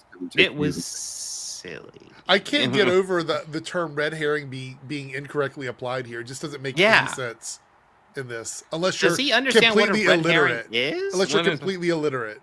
Of course, yeah. I mean, listen. Gary is counting on his audience to be stupid. So just understand, guys. We call you stupid. Gary treats you guys like you're stupid. Yes. Yeah. At least we're being direct and honest about what we do. Yeah. Pointless, like this show. But getting rid of Muse allowed us more time to have Heather Glenn, Matt's new annoying girlfriend, to be annoying by chewing him out and reminding him that she saved herself. Muse tried to kill you, Daredevil. Saved you. I saved me. They were both out there for themselves. Oh, shut up. Oh, no. You do not understand perspective, because from her perspective, she feels like she's the one that did it because she is coping with the trauma of what happened. And she doesn't like vigilantes. That's why she would say that. And then here comes the one that she one of the ones she's most interested in, has ironically a hate on for, and it saves her life. And so she, what would make even less sense? Would her going, I love vigilantes now. Daredevil saved my life. Vigilantes forever. That would be out of character. What doesn't make sense to me, and this is just me. I'm not Matt Murdock. He's a different character than I am. Okay, but I would have broken up with her the moment that I'm like, oh, she fucking hates Daredevil. Oh yeah, 100%. Yeah, that would have been out. Like I say, there keep on being these moments where it's like you need to tell her or break up with her. And I swear to God, break up with her is the smart move. Man. Yes, 100%. That's actually Matt Murdock's character, is that he gets himself in these situations where there's really only destructive consequences for what's happening, and he just doesn't, he keeps barreling down that road. Right. That's a very Matt Murdock thing. It's funny the person in the back has the name Cox on their shirt. Cox. Why is he showing Trump? What's that about? I don't know. I guess he was trying to make. Listen, a joke Gary about is Heather. independent, which is why he keeps on simping for Trump because he's completely politically independent. All right. Is this Yeah. AI? Wait. Hold on. This is a weird thing to stick in the middle of this review. Isn't this it? an AI video? Not if MAGA is your main audience. No. Look, what is going on here? This background is fucking bizarre. When you start looking at it. Well, can we roll back a second and just see what the connection is here with the clip? Oh, he's telling Heather to shut up. Yeah. She says this. News tried to kill you, Daredevil saved you. I saved me. They were both out there for themselves. Oh, shut up! So it is because a woman did something. Yeah. Then that's Oh yeah. That's it. So it has nothing to do with the story, the perspective, the context. It's just a woman did something he doesn't like, so shut up. Yes. Okay. Yes. That's Gary's content. And Silly woman. Oh, and let's not. Yeah. Silly woman. What? Hold on. That's a good shot right there. I need to get him. Forget all the times Matt quit. Aside from quitting being Daredevil, he just basically black pills on being a lawyer. I think I could. Yeah, man. Gary, read that comic book run that you I was about ready to say, is he familiar with Matt Murdock at all? Those things sometimes. Jesus Christ, man. Gary's fucking such a line. Oh, look, it's the same A-Force image from the fucking Endgame. Again. Yeah. Again. Just Comfortably you can never speak let the things entire go. Of planet Earth. I think we are all ready for the MCU to end, but apparently Marvel isn't. Keeping in mind MCU? Because of that? I mean, he's calling it MCU on the Daredevil. This is fucking desperation. This sounds so desperate to me. What the fuck? So you're calling it MCU because a character that gets maybe 10 minutes of screen time in the whole season shot a character, and then in her own character, from her own perspective, she doesn't like vigilantes, so she's not giving credit to Daredevil. That makes it MCU? She has agency. Like, does he think the series is on Heather's side? Because I never got the vibe. It's not. She's not the character that people are supposed to be siding with. Do you know how you know this is sexism? Because does he say the same shit when J. Jonah Jameson talks about Spider-Man being a menace? No? Then that's how it's it's sexism. Because it's just a character saying bad shit about a superhero, right? So he should be, I don't know. It's man. Daredevil starring Charlie Cox, MCU. Look, it's not the existence of women; it's women having agency that is a problem. There's just funny, Harrison. I didn't even put that together, but that is funny. Like that is pretty funny. To make Gary feel better, they're gonna recast Heather as a man next season. Right? So, yeah. It won't be. But then MCU then it's the gay agenda. Oh no. So, yeah. Oh, well, President Obama, if you think that's a crazy take, have I got news for you? Oh God. Thank you for your service, Mr. President.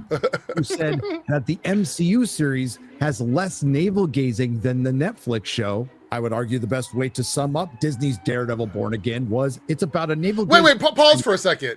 What the fuck does that have to do with anything? Yeah. He says it's about such a random drop. He just wanted to say that so he could. Yeah, he just went to a random interview that nobody fucking watched and was like, "This is what this person said." They love cherry picking their random. Holy shit! The light bill is due. The light bill is fucking due because this is desperation, pedantic, cherry picking, honing in on bullshit. Like what the fuck?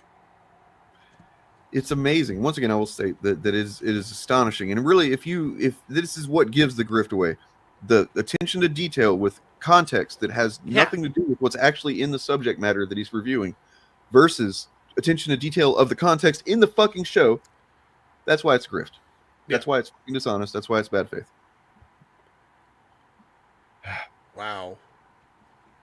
But not to be outdone in the character assassination department, we have Vincent D'Onofrio's Kingpin, who is now mayor of New York City, just like he was. You're not going to fucking believe what he's about to do here. Okay. Yeah, I'm trying to think. How does he get like? How's this series do a disservice to Kingpin at all? Like, hold on. considering the Trump clip that he dropped to go watch where this goes. It's in the comics, except it isn't just like it was in the comics, because instead of seizing on the opportunity of helping out New York when Hydra trapped Manhattan in a dark dimension, Daredevil Born Again just makes Kingpin a Trump allegory, and he becomes mayor pretty easily by saying he's going to make New York great again. No, he doesn't say that. He doesn't say that. No, he doesn't say that. He doesn't ever say that. He never says that. Look, also that storyline would never work in this fucking show, so they were never going to do that. They were never going to do that. That was never a possibility. Are there elements of it that kind of mirror Trump? Sure, but like he is hardly a 1-to-1 on Trump. But the problem is, and I've said this before, I don't know if you were on the show when we talked about this. If you see what Kingpin is doing is a Trump allegory, then you admit that Trump is a fascist. True. And a criminal. Because what they're doing with Kingpin is creating a fascist authoritarian situation. So unless you also see Trump as that thing, unless that's how you see it, then there is no allegory. So they have to admit that Trump would be a fascist authoritarian if that's how they see Kingpin. This guy's smart. I'm glad I'm on a stream with him. He's got it. Yeah, I mean, like, look, he's okay, so maybe Hydra didn't take New York into a dark dimension in this iteration, but like, let's say some things have happened to New York in the MCU though that could be seen as and besides, like, he kind of what I'm noticing now is that he appeals to everything. That's what he's doing. That's why he mentions so many things, and he never really goes in on one thing too far for the most part. You know what I mean? No, it's like, very surface level at this point. It's all just throwing spaghetti at the wall because one of these things is going to hook somebody. And make him see, agree with Gary.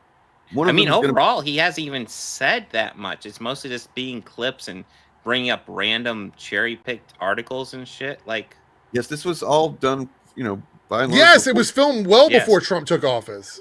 When nobody expected Trump was going to win again. Which is like, this is why it's so crazy to me. This was filmed before that, which means all of these elements that they think is a Trump allegory are simply authoritarianism and fascism. Yes. And now they understand that that is what Trump looks like in office, which is the part that's crazy to me, that they don't even have 2 brain cells to see that. Yep. I mean, listen, if you're watching the end of this season and don't realize that what Kingpin's doing is authoritarian, you are like blind. And no wonder you think that Trump has made us more free, I guess. Yeah. Right? So fucking crazy. Seen those takes. Queenpin and doing his job better. When you were gone, did she do it better? Yeah, we don't know because we never saw it though. We only know what people have said. What we know so far, like she maybe did it differently. Much violence. That's what's happened. Right, and I understand that, but we haven't seen what, like, we honestly don't know what she did while she was doing it. We understand what people have told us, but we don't know. But even if so, it doesn't matter. Are we supposed to hate this character now? I mean, the whole point, in my opinion, well, spoilers, but the whole thing with Foggy kind of indicated to me that she wasn't quite as non-violent as they indicated, that there's more to her shit. And there. Right. Well, I mean, and so is he actually now appealing to villains as an MCU problem? Like, even though women are crime than the men, like, that's not true. And it's like, well, Gary, you went to prison for crime, so like you're not very good at it, apparently. Yeah, so that's a big thing too. Like, Vanessa and Wilson in this series are fucking monsters. Yeah. And it seals that, like, and he mentions this in a minute, by the way. He totally mentions this specific moment that happens where he says it's like, you'll see, it's fucking crazy. The Adam thing where she fucking kills Adam. And he says that moment landed like a thud or something like that. Are you fucking kidding me? That if you don't think that, were you paying attention? Lucifer, I agree with that statement, except the word essentially. She ordered it. Bulletproof. I was under the false assumption that they would somehow explain this, and they didn't. That's simply what it was. To be fair, we finally get an explanation as to why the Kingpin is free in this show. In the very beginning of the final episode of Daredevil Born Again Season 1, Vanessa mentions in passing while she's talking to Bullseye that Wilson Fisk was acquitted due to the federal corruption scandal involving Agent Ray Nadeem from Season 3. And again, they could have just not mentioned or not acknowledged the events of Echo and Hawkeye, but they decided to do that in the first episode, which leads to a the lot first of episode that questions you like, thought was how all in the hell right. does a guy become mayor when he's hot off of rounding up a posse and trying to kill some Indians in Oklahoma?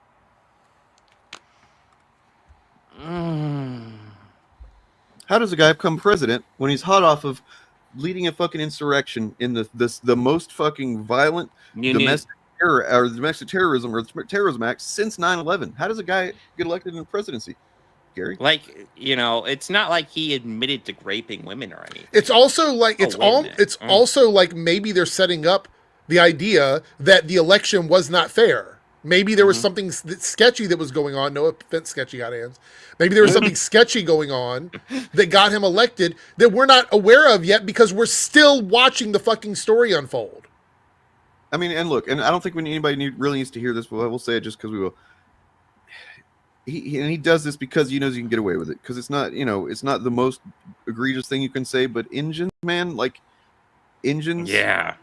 You fucking low hanging fruit. I know, man. Like, and this is the thing with fucking YouTube, and I've talked about this many times. That is literally a violation of their terms of service, and they will not call him on it. They won't call him on it. It is. I mean, look, at least they're not like Geeks and Gamers using that word they used in their review on their website and then refused to change whenever called out. Yeah, they stood by, and it's like, Jesus Christ, jeez. Oklahoma and Echo, and how the did he get his eye back? That was so Gary's saying, okay, so they explain it in Echo. If you don't like the explanation, move on. Because they mentioned those previous things at all. Now he wants every single thing explained. Otherwise, it's bad. Yeah, right.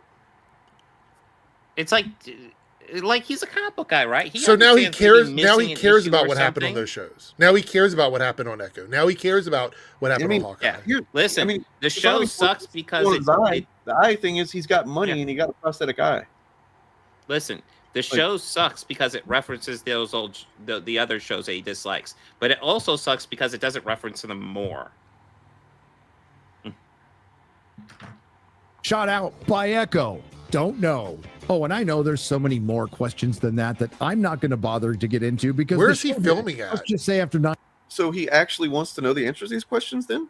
Well, I thought he didn't want to. It doesn't make any sense, guys. If you're fucking a Nerdrotic fan and you're not seeing this shit, get help, man. Like, it doesn't make any sense. What's his actual perspective here? He doesn't have one. So you have to ask, what is his goal with making this content? Right. 9 episodes, the Kingpin is in no better shape than he was at the end of Hawkeye or Echo. And what they did to Vanessa Fisk is a crime against imagination. One of the best characters. What did they do to her that's a crime? Yeah. Other than establishing that she's just as fucked up as Wilson. Which they did in the comics as well. So therefore, does he want it to be comic accurate or not?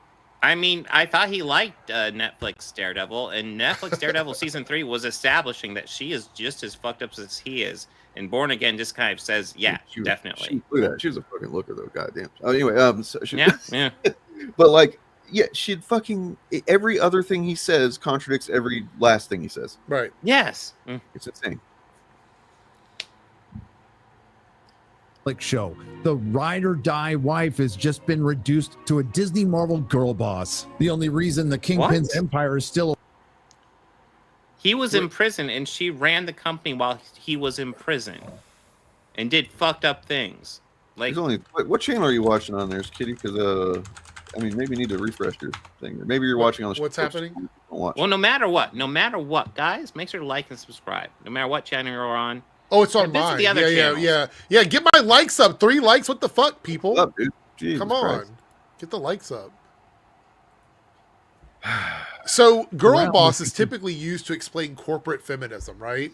So, please explain how a mob boss, a woman who is doing her own thing or whatever, is displaying corporate feminism in this instance. I mean, you're asking them to hold true to a definition that they stole the word from the right. So, girl boss just means a woman being in charge of anything, really. Yep. Okay. Yeah. As long as she can be in charge of something, as long as it's not at all making a man look less than in that same context. That's the thing. There could be powerful women. being reduced is an interesting way to describe it, though. Reduced to the head of the crime organization. They give away so much about how insecure they are, and I don't know if Gary maybe is really that insecure himself, but he definitely knows that his audience is. You know, Gary won't debate anybody. President Obama. He won't talk to anyone that feels different than him. And if you don't believe me on that, go to Piers Morgan. He's been on Piers Morgan a couple times. Anytime anyone challenges his opinion, he shuts up and he just doesn't say anything. He won't debate President anybody. Obama, I will be happy to talk to him. He surrounds himself with yes people. That's all he does. So he can control the narrative.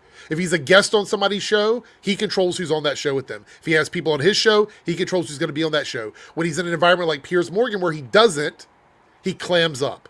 Clams up. And, listen, we all know why. It's because he knows he's full of shit. Because he doesn't have anything but contrarianism. That's literally all he has. He will say one thing, then say the opposite thing, just to be contrary to whatever he feels like he's arguing against. There's no substance behind any of it. She made it more streamlined and profitable. The other crime families might have feared Wilson, but they respected Vanessa. It was Vanessa. Oh, they feared her who's too. the driving Jesus. force in establishing the big mystery of the show. Red Hook, an area of the port that, due to an 1855 charter, is not subject to state or federal law. Basically, it can be its own city-state. She was the one who is clearly in the position of power to the subservient Bullseye who set him up. Wait. Bullseye is the hired goon, as he was in season 3. He's the thug. He's never been the head of any crime organization, right? He's never been that. Can you believe that? Bullseye, subservient to a woman? He is the muscle. He's a scary muscle. The deeper we get into this video, the more insane the claims get. Honestly, like that is fucking crazy that he's. I mean, Kingpin was using him in season 3 to go after Daredevil, But Kingpin's a man, Bob. Oh, okay. He's subservient to another man because men earn their right to be dominant over other men. From and simply being born with the dick. He cannot earn their right to be dominant over men, period. You were born with the penis, then you're all good with them. Mm. I mean, he doesn't anymore. Basically, Bullseye was trying to kill probably both of them in that penultimate episode. Huggy and his client who are going to expose this information. And I'm sure it won't be forgotten that the Cuck Kingpin is going to swoop in and take credit for a lot of work. Speaking of Bullseye, they've taken... Wasn't he the one that imprisoned her boyfriend? Yes. How was he cucked to her? Well, he made it very clear in their therapy sessions he wasn't going to put up with it, and then he locked the guy up and beat him up with his fist and a weapon. I mean, also, when you watch the show, it's established that he was away for a while dealing with all the prison shit he had to deal with since season 3. And then when he comes back, he is in charge. So Gary's definition of a cuck is a man who tells his wife that he's not going to deal with this shit, kidnaps the person that she's with, locks him up in a cell under a building, and then abuses him, beats him up, and then keeps him there until the wife kills him. Fuck you. That's the definition of being a cuck to him. Yes. Okay.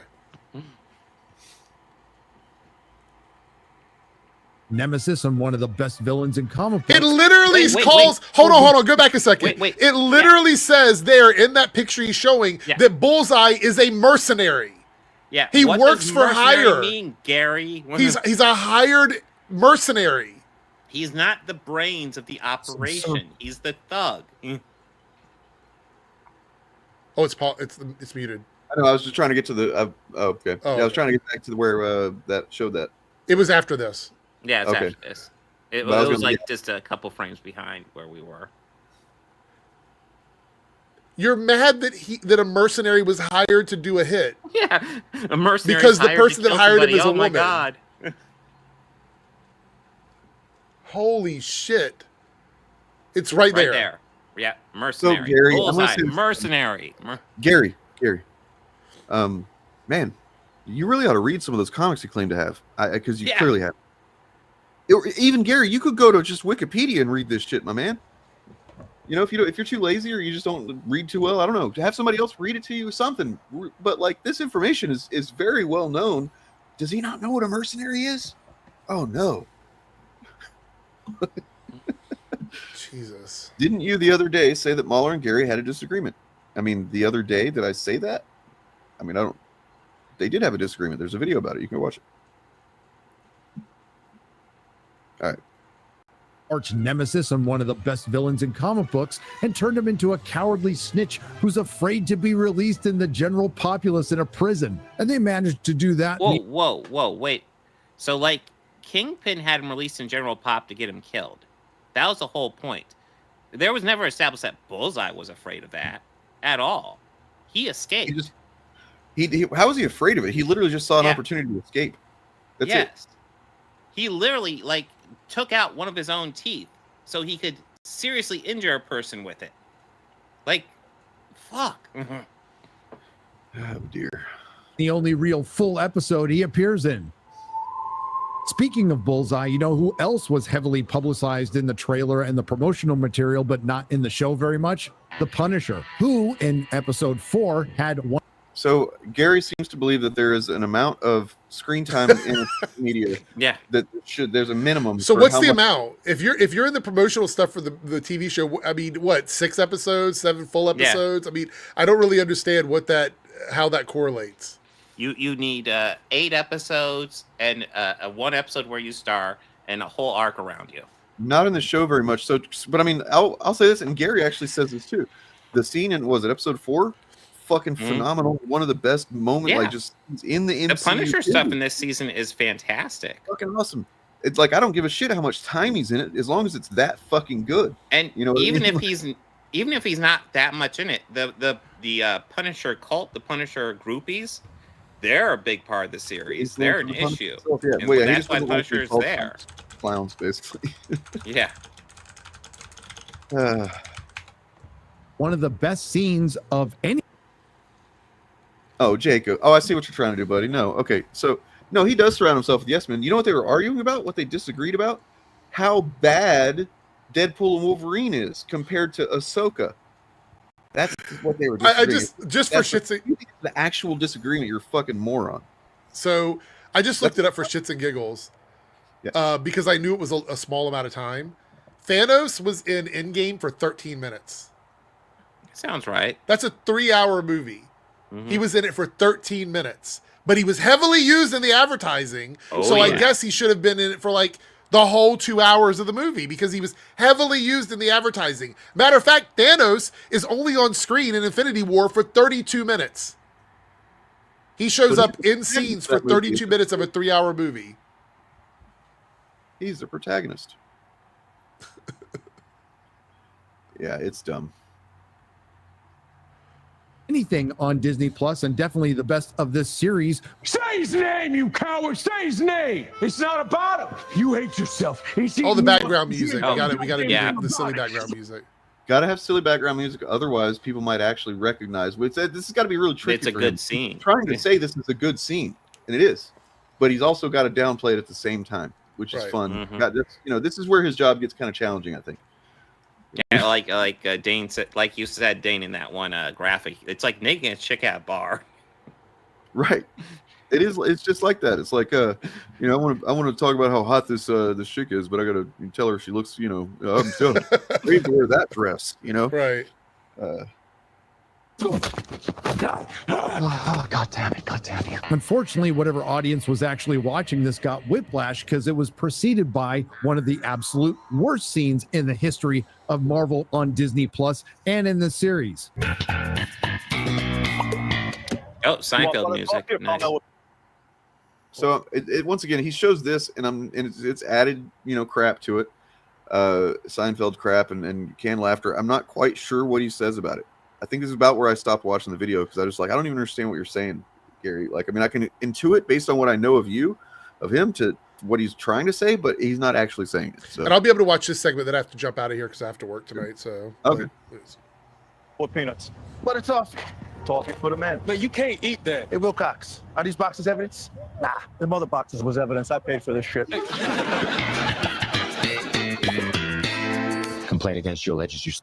Sorry, man, I got to disagree. I mean, I don't think it's hard to compare, but I would say if I was going to sit down and watch a season of Daredevil to get a full story of a Daredevil show, it would be this one over probably probably over season 3 of the show, just because those shows are long. I mean, the seasons are long, and there's a lot of filler. There's almost, I mean, they may be disoriented this season, but I wouldn't say anything is really filler. Yeah. I mean, I will say to better and worse that like Born Again moves faster than the other Daredevil seasons. I personally like some filler. I don't object to some filler because that's usually where you get a lot of character stuff that I really enjoy. Jake God, are you fucking triggered, bro? I think so. He's triggered by what we're saying about his fucking parasocial content. Look how often Eric reframes arguments. So what they are saying is, but isn't that Nerdrotic's entire thing? That's literally what he does, man. All of it is speculation on what he thinks people are doing and what is going on behind the scenes, or what somebody means in their statements, or that's you're arguing that that's what I do, but that's literally the foundation of these guys' conversations. You're the stupid person we were talking about. You're the idiot who thinks that Gary doesn't think you're a fucking moron when he. So all of the background laughter in the scenes was the intention of the person that made the show. Right. That was intentional. Or how about this? The fact that they call characters girl bosses and say that's a problem for hiring a mercenary. Like, how is that genuine? Is that real? They ruined that mercenary, Gary says, by making him a mercenary. Right. Yeah. Come on. I don't care if he finds me worth talking to because he's a piece of shit. So why would I care what a piece of shit thinks of me? Like, I wouldn't. The fact is, Gary would not talk to us because he's fucking terrified of having anyone hold him to account for the things he says. He's seen our content. He knows it would not come out looking good for him if he talked. I mean, he made a comment about me debunking their claim about the budget of a MCU movie. He made an entire statement about it without calling me out by name, and I'm the only person that said it the week that he made that statement. He's made the only one. Organized chaos from someone asking, "Hey, why does this guy hate you so much?" And he's like, "I don't even know. I have no idea." But then he goes on to say very specific things that he would have to have watched his content to know. So he does know why Organized Chaos criticizes him. He knows this is why we do. Let me point this out. There's a thing that people do called context. Like, you have to read between the lines of what somebody is saying and doing. The fact that you don't question that makes me I personally wonder if you are intelligent enough to even understand what that means. Or something is what I'm thinking. This person's probably a fucking teenager, to be honest. Probably. But like, if someone does something and has a pattern of behavior, then you can understand what their reasoning is. So you're talking to me like this might be the first Nerd Rock video I've ever watched, and I'm just making up claims about him. Yeah. You missed the earlier part where I went back and showed that his channel is actually suffering right now from where it was last year at this time. I've done deep dives into these guys. So when I say that they mean something else that they're saying to their audience, I don't do that with like oh, fuck it, bro, I'm just going to make this up. No, these are things that I've studied, that I understand. It's called also having street smarts, being able to see these things for what they are. The fact that so many people defend these guys and you are willing to blindly do it tells me that you are not diving deeper under the surface, which is why what they're doing is so predatory and why they are so capable of doing it. We're on your side, man, even if you're not. We're trying to fucking, make YouTube a better place for people like you who are too dumb to realize when somebody's preying on them. You know what I mean? So, yeah. I don't want people to be stupid because of Nerdrotic. Like, that's not my goal. I would much rather the community heal itself and people could start talking about like genuine shit, instead of arguing about stuff like girl boss and why would she be hiring a mercenary? Like, those are dumb arguments, man. They're dumb complaints. Gary's pronouns are he, him, I believe, just so you know. I don't think he goes by they. But he did, clearly, for full-size history. The fact is, Gary won't speak to us because we are the ones who understand what his content strategy is as well as he does. He knows what he's doing. We know what he's doing. You don't understand it. We try to tell people what he's doing. Our audiences generally see it. But sometimes when you guys show up and you hear us saying this stuff and it seems fucking, well, how can they possibly say this? Gary doesn't fucking like them. Right. Did you not watch the scene with her and Bullseye at the prison? Oh my God. Did you not watch the conversation that they had to understand why things went the way they went?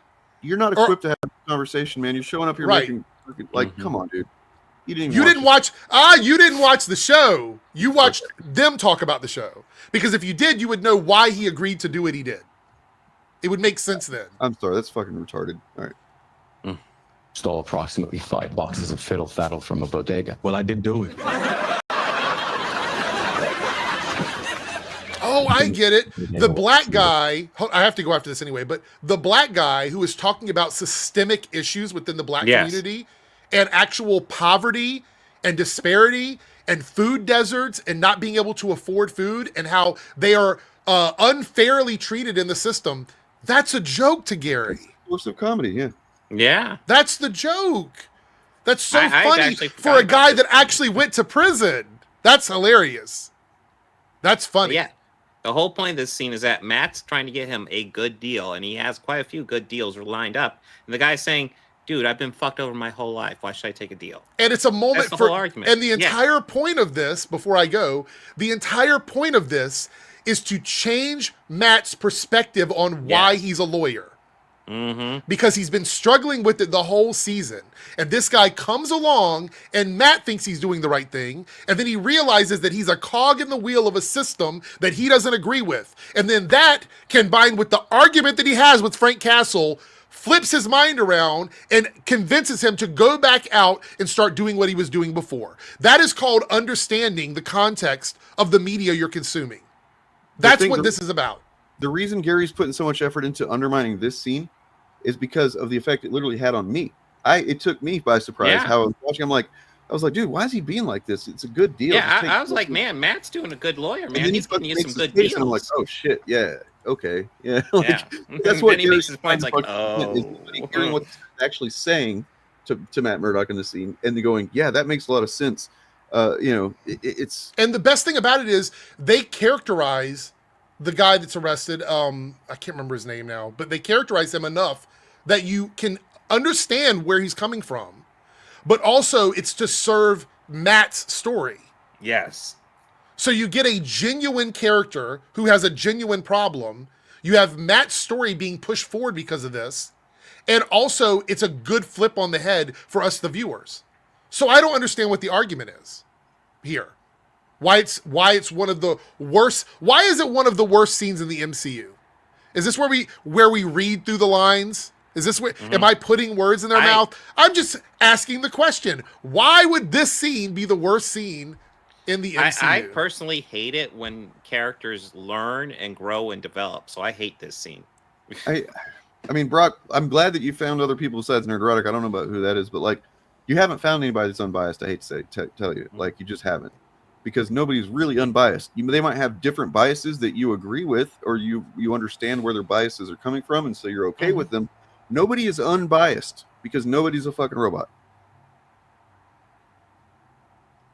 But I have to jump out of here. Anyway, I have to go to work. But everybody watching on my channel, stick around. I don't know. I guess you guys are going to do one more topic, probably. Yeah, well, we should probably talk about Sinners after this. Yeah. By the way, before I go, Sinners, I don't know if anybody else has seen it. Amazing.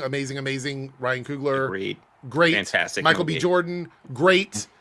These guys are cowards for not talking about it. And that's my statement for now. Anyway. Well, if you want to see people talk about it, I talk about it on my podcast. Eric, I assume you talk about it somewhere. I talked about it I talked about it on Monday. I'm going to talk about it again tomorrow as well. So. One thing I want to say real quick is that it seems like some of the early takes about Thunderbolts are coming out. Yeah, they seem to be pretty positive. Yeah.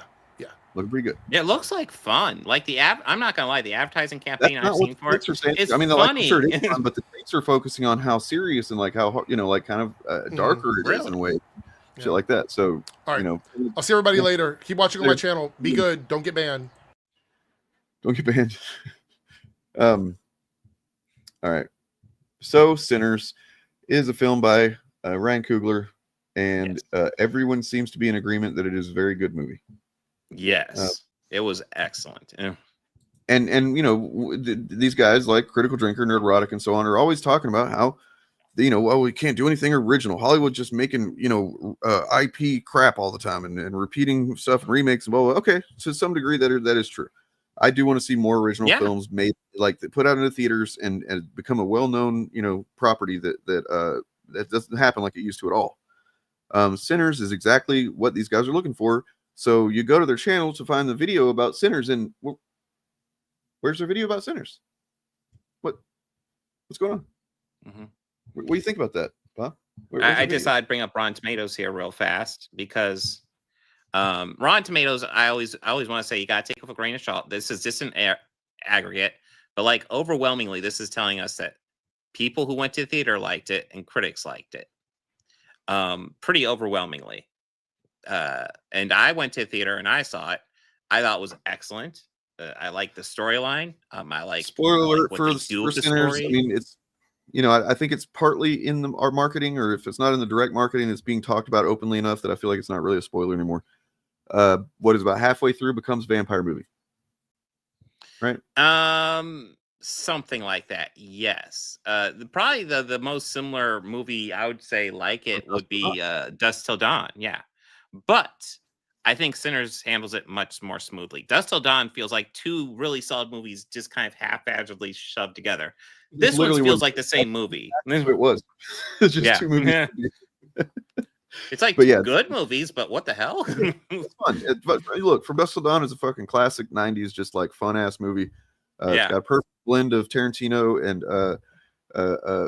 fucking Rodriguez, because that's what it is. But yeah, it's two guys that height of their game, going, let's make a fun ass vampire / gangster movie. This is a guy who doesn't have ever seemed to not been at the top of his game, being at the topper of his game, apparently. Yeah, And, no, Sinners is there's kind of the gangster element to it, but it's not too heavily explored. It's about a couple of black guys who want to make their own business, to make their own nightclub, essentially, and make it be a big hit, have all the big musical artists. That's the thing. There's a huge musical numbers in this that are fantastic. Maybe not numbers. There's one that is just fucking amazing, though. Yeah, I want to like, check out some of this guy's music. Hearing a lot of stuff about it. There's great music in this movie. Michael B. Jordan, as Smoke and Stack, dual performance. What's awesome is that like they are distinctive characters. When you get used to it, like they are very distinctive characters. He does a great job doing both of them. This is a good point. And sorry, go ahead. Oh, okay.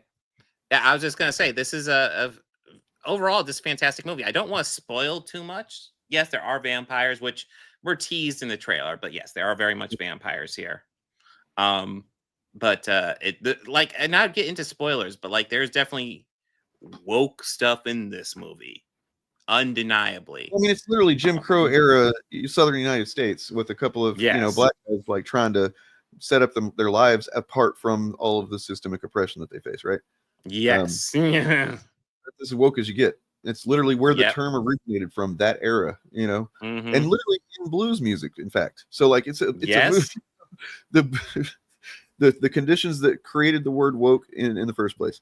But like, yeah, so to what Lucifer's saying here, I mean, I'm sure if he had not been picked for Black Panther, I'm sure that whatever other studio would have grabbed him and he would have been on some path to essentially, be successful anyway. That just seems like the case, based on who built it.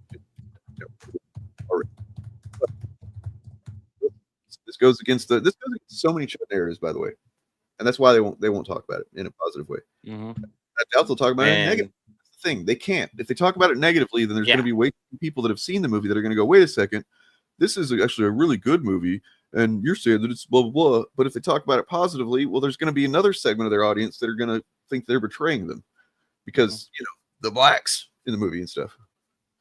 So Gary Nerdotic is much more selective about what he covers. Critical Drinker usually covers the big movies of the week. He usually, like, there's a big movie of the week, he'll cover it. Now here's Sinners, the biggest movie out there right now, doing impressive numbers, especially for an original IP. Mickey 17 and Novocaine were also solid movies that came out earlier this year. Original IPs didn't do nearly as well. I think they did make number one their box office week, but didn't do nearly as well. I heard Mickey 17 wasn't good though. I enjoyed Mickey 17 thoroughly, but yes, I could see people getting upset because that movie does not hide its politics whatsoever. This is just a search on YouTube. Critical Drinker Sinners. What does he say about it? Is there a live stream edit at least? Does he do a video on it? There is nothing. I bet there's Jeremy Johns. Over the next couple of days, I bet they'll get something out. They'll figure out how to address it in a type kind of way. It is undeniably, if you know the story, it's undeniably woke. It is undeniably loved at this point. It is successful. It's meeting all the metrics, but it's also woke that they like to say is objectively good. Hey, Chris Tuckman has the balls to cover it, guys. Come on. Well, because he doesn't talk about movies he doesn't like, so he must have liked it. He's simping for the studios. And that was the Meanwhile, closest thing to a chud coverage I could find was Grace Randolph. I'm like, she's not a chud. She's just an idiot, guys. meanwhile, Ryan Coogler like, oh, I mean, yeah.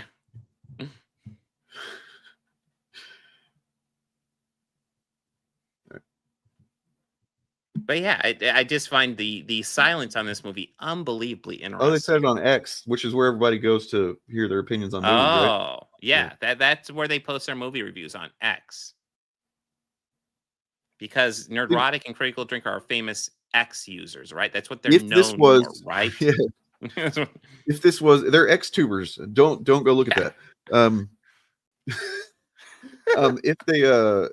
If they were sincere, honest film reviewers or whatever, then they would make it, and then maybe they didn't like the movie. Make a video about that.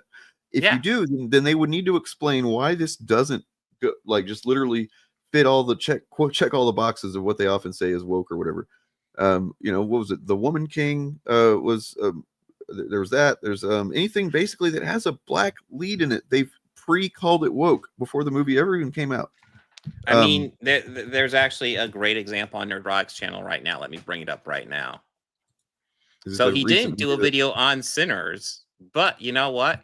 He did make sure to do a video on that freaking G20 movie. Yep, several. That's because he talked about it whenever the trailers came out too.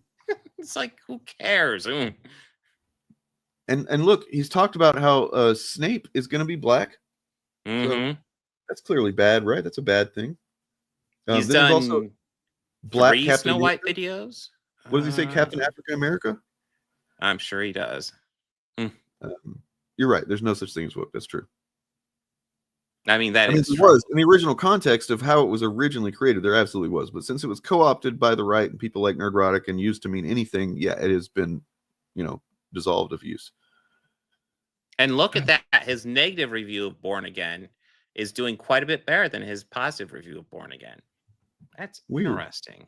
Well, guess he decided that he wanted to get squeeze a little bit more juice out of that, so he had to do his negative one. But he didn't make that, earlier on. Yep. Well, it's all very telling. And then, of course, the other story of this, which maybe we'll go into more next week or something. I don't know. But like, you should talk about it. I don't know if you're going to stream tomorrow, Bob, but it's an angle you could look at if you wanted. The fact, like Variety and all these the traditional outlets coming out and saying, okay, it's people like it, but it hasn't recouped its cost yet. You know what I mean? Like this, which is weird. I've never even looked up the budget on it. All I know is that it's a good movie. Well, check this out. Man Carrying Thing summed all this up for us right here. Oh, sir, did you see that Ryan Coogler's original vampire movie scared up $60 million at the box office this weekend? It's the biggest opening for an original movie this decade. Oh, okay. This is insanely impressive, don't you think? Yeah, it's cool and all. I'm happy for them. By the way, how much did it cost? Roughly $90 million. Oh! Last time I checked, 60 million is less than 90 million. They've got a ways to go until they're profitable. It's been 1 week. Yeah, still should be a warning to us studio heads that original movies are risky. You're always complaining that no one's seeing original movies, and now they are. I'm just saying maybe we shouldn't be giving young directors $90 million and ownership of their own intellectual property. It sets a bad precedent. John Sony Pictures, what is this actually about? Every day I have to shoot down a dozen awesome original ideas like Sinner so that I can dump another 50 million into the Captain Crunch Frosted Flakes crossover event movie starring Jack Black and Dwayne "The Rock" Johnson. I know what people actually want to see. They want slop. Deep down, they know they want slop. That is so cynical. That's why I'm in charge. Me, John Sony Pictures. So basically, you're just jealous of their success. Yes. And that's the other thing too, that like the deal that Coogler made for this movie is kind of unprecedented. And I mean, it happens with like, I don't know, maybe Nolan can make this kind of deal, but like the fact that he's doing that with his 5th film is crazy. But he also did manage. You could say that he kind of took advantage of a studio that's not doing so well right now in Warner Brothers. But yeah, so he gets, after 25 years, he owns this movie, which is nuts because studios love to own movies forever. Yes. Right? Like part of they just collect them like fucking Pokemon. I mean, you look at like copyrights, and I think even the copyright law says like it's owned until like the artist dies, and then after a certain number of years after they die. And then I know there's like a law where there's like, except if it's Disney, because if it's Disney, it's actually fucking longer. And he's, Kugler, I saw where he's kind of trying to downplay it a little bit because he's like, oh, look, this is kind of a one-off thing because of this, the substance of the film is about, black ownership in part. So like it makes, I'm like, okay, yeah. But also people are probably going to be asking for the Kugler deal from now on, whenever they make a deal with the studio. Yeah. And that, could go either way. It could cause them less movies to be made, but I doubt it because this is getting a lot of heat. And I'm really hoping this is a signal we're going to start seeing some, more mid-budget. $90 million is mid compared to what typically put out these days. But just like awesome content, we need to see it. I want to see the theater revival. I want to see the medium budget film revival, and needs to happen. And also, if you like, I will say this: if you guys want to see more original movies, you should go see them. There are good original movies that have come out this year. As there are every year. I'm sure to see Superman when that comes out. Yes. Yes, another original movie. Hey, it looks good. I'm excited to see it. But yeah, Sinners is excellent. Check it out.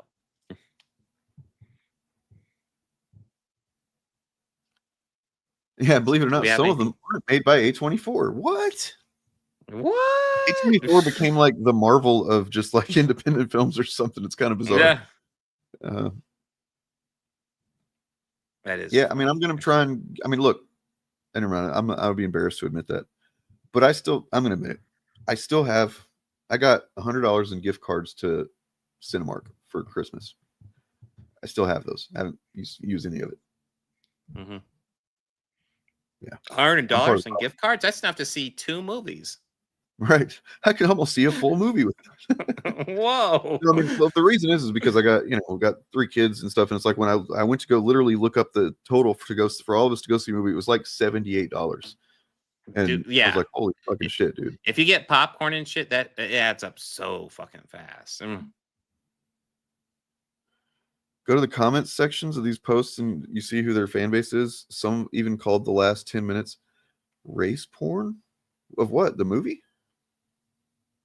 That's fucking yeah. I mean, yeah, over on Twitter and stuff like that. Oh, yeah. Are we talking about Sinners? Because I think that's a weird thing to call it, and I think if you have an objection to that, that says something seriously fucked up about you. But I can see why they would get offended by it. Very much so. Very much. Having not seen it, I don't know what that entails, but I do want to say that. I didn't know. I will say, Dane, it is something you will love when you watch it. I will like it, or what? Oh, yes, you will. Yes. Okay. Is it about absolute confidence? Is it about Haley Steinfeld? No. Okay. Though she does have a bit at the end. It's unrelated to what would really. I mean, because like I was just looking around for pictures of this movie and stuff like that, and I came across. I didn't know, man. I just like she's always been cute, but like. Holy shit, man. Holy shit. Mm-hmm. What happened? Yeah. She's growing up. I mean, she like legit looks like a classic movie star there. It's crazy. Absolutely. Did we have anything else? Why don't they want to talk about it? Because they don't know how to. It's too difficult. Oh, the KKK's in the movie. That's probably why. Because then they'd be like, well, the good guys lose. Or something. Yeah. I'm imagining, having not seen it, I don't know, but I'm going to take a guess that there's some cathartic moments with vampires and KKK members. I'm assuming, maybe? No, the vampires and the KKK do not directly interact. Although, actually, no, so scratch that. There is a little bit with that. But no. Seems like a missed opportunity. It's mostly one of the characters going against the KKK. I won't call it a missed opportunity at all. Trust me. You will be satisfied with what they do with the KKK. Cool. All right.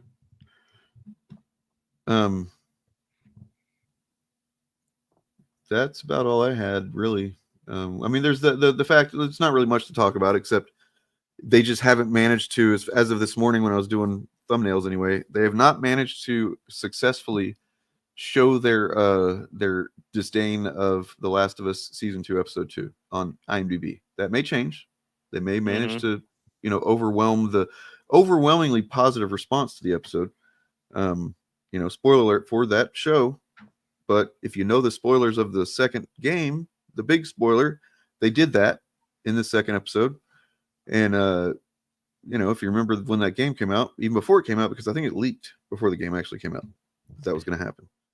And Chuds were unhappy, or at least they pretended to be.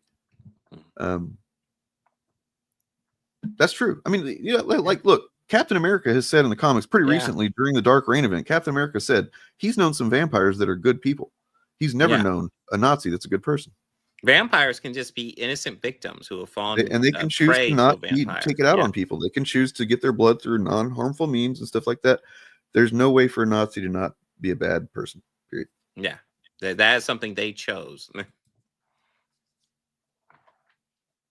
But I mean, like moments like, where's it at?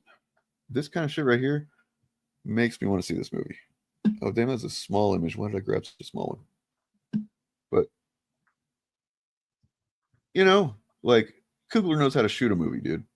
Oh yeah. And Michael B. Jordan just looks cool doing anything, I think. Yeah, that is right at the end, I believe. Yeah, there's the sun's out. Yeah. Yeah. So just FYI, he's not dealing with vampires in that scene. Oh god.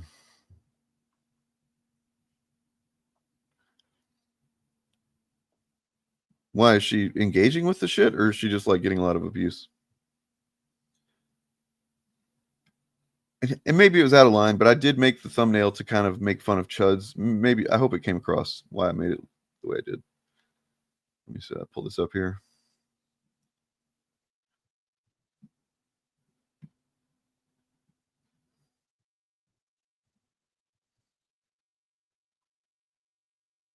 No? Did you see the arms? The arms? Yeah. No, I mean they I was do trying to freak better out over a represent muscular woman.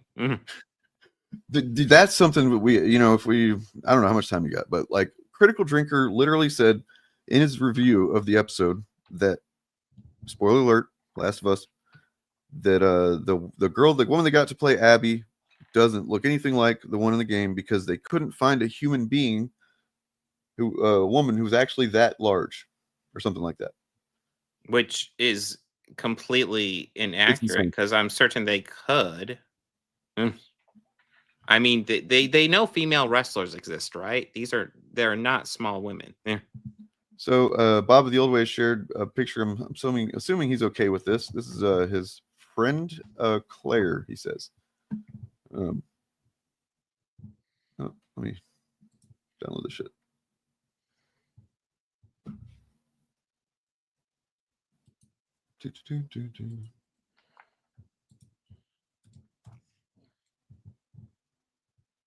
So if you were, that's a real person. Yeah. So the people that size actually do exist, and much larger even. Critical Drinker. He just doesn't like to imagine it because either he's too turned on by it or he's terrified by it. I don't know. No, there are women who are ripped. That's even a better example than what I pulled up. So.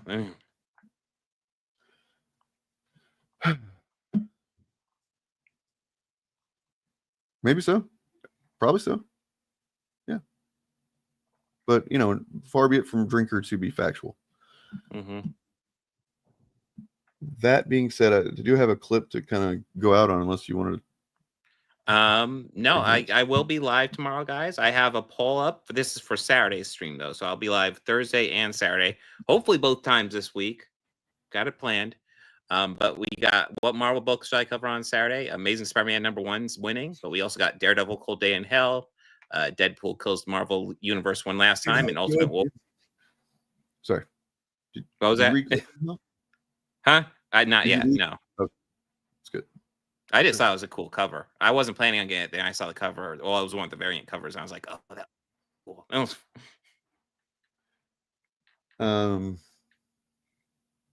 Yeah. So you remember we looked at or maybe were you on with us when we looked at the excuses that Drinker was making for why his short film was bad? I've seen them, but that was a week I was off, which is great. It's always good to blame your actors and talk about the context of production, which is like, dude, all productions go through that, bro.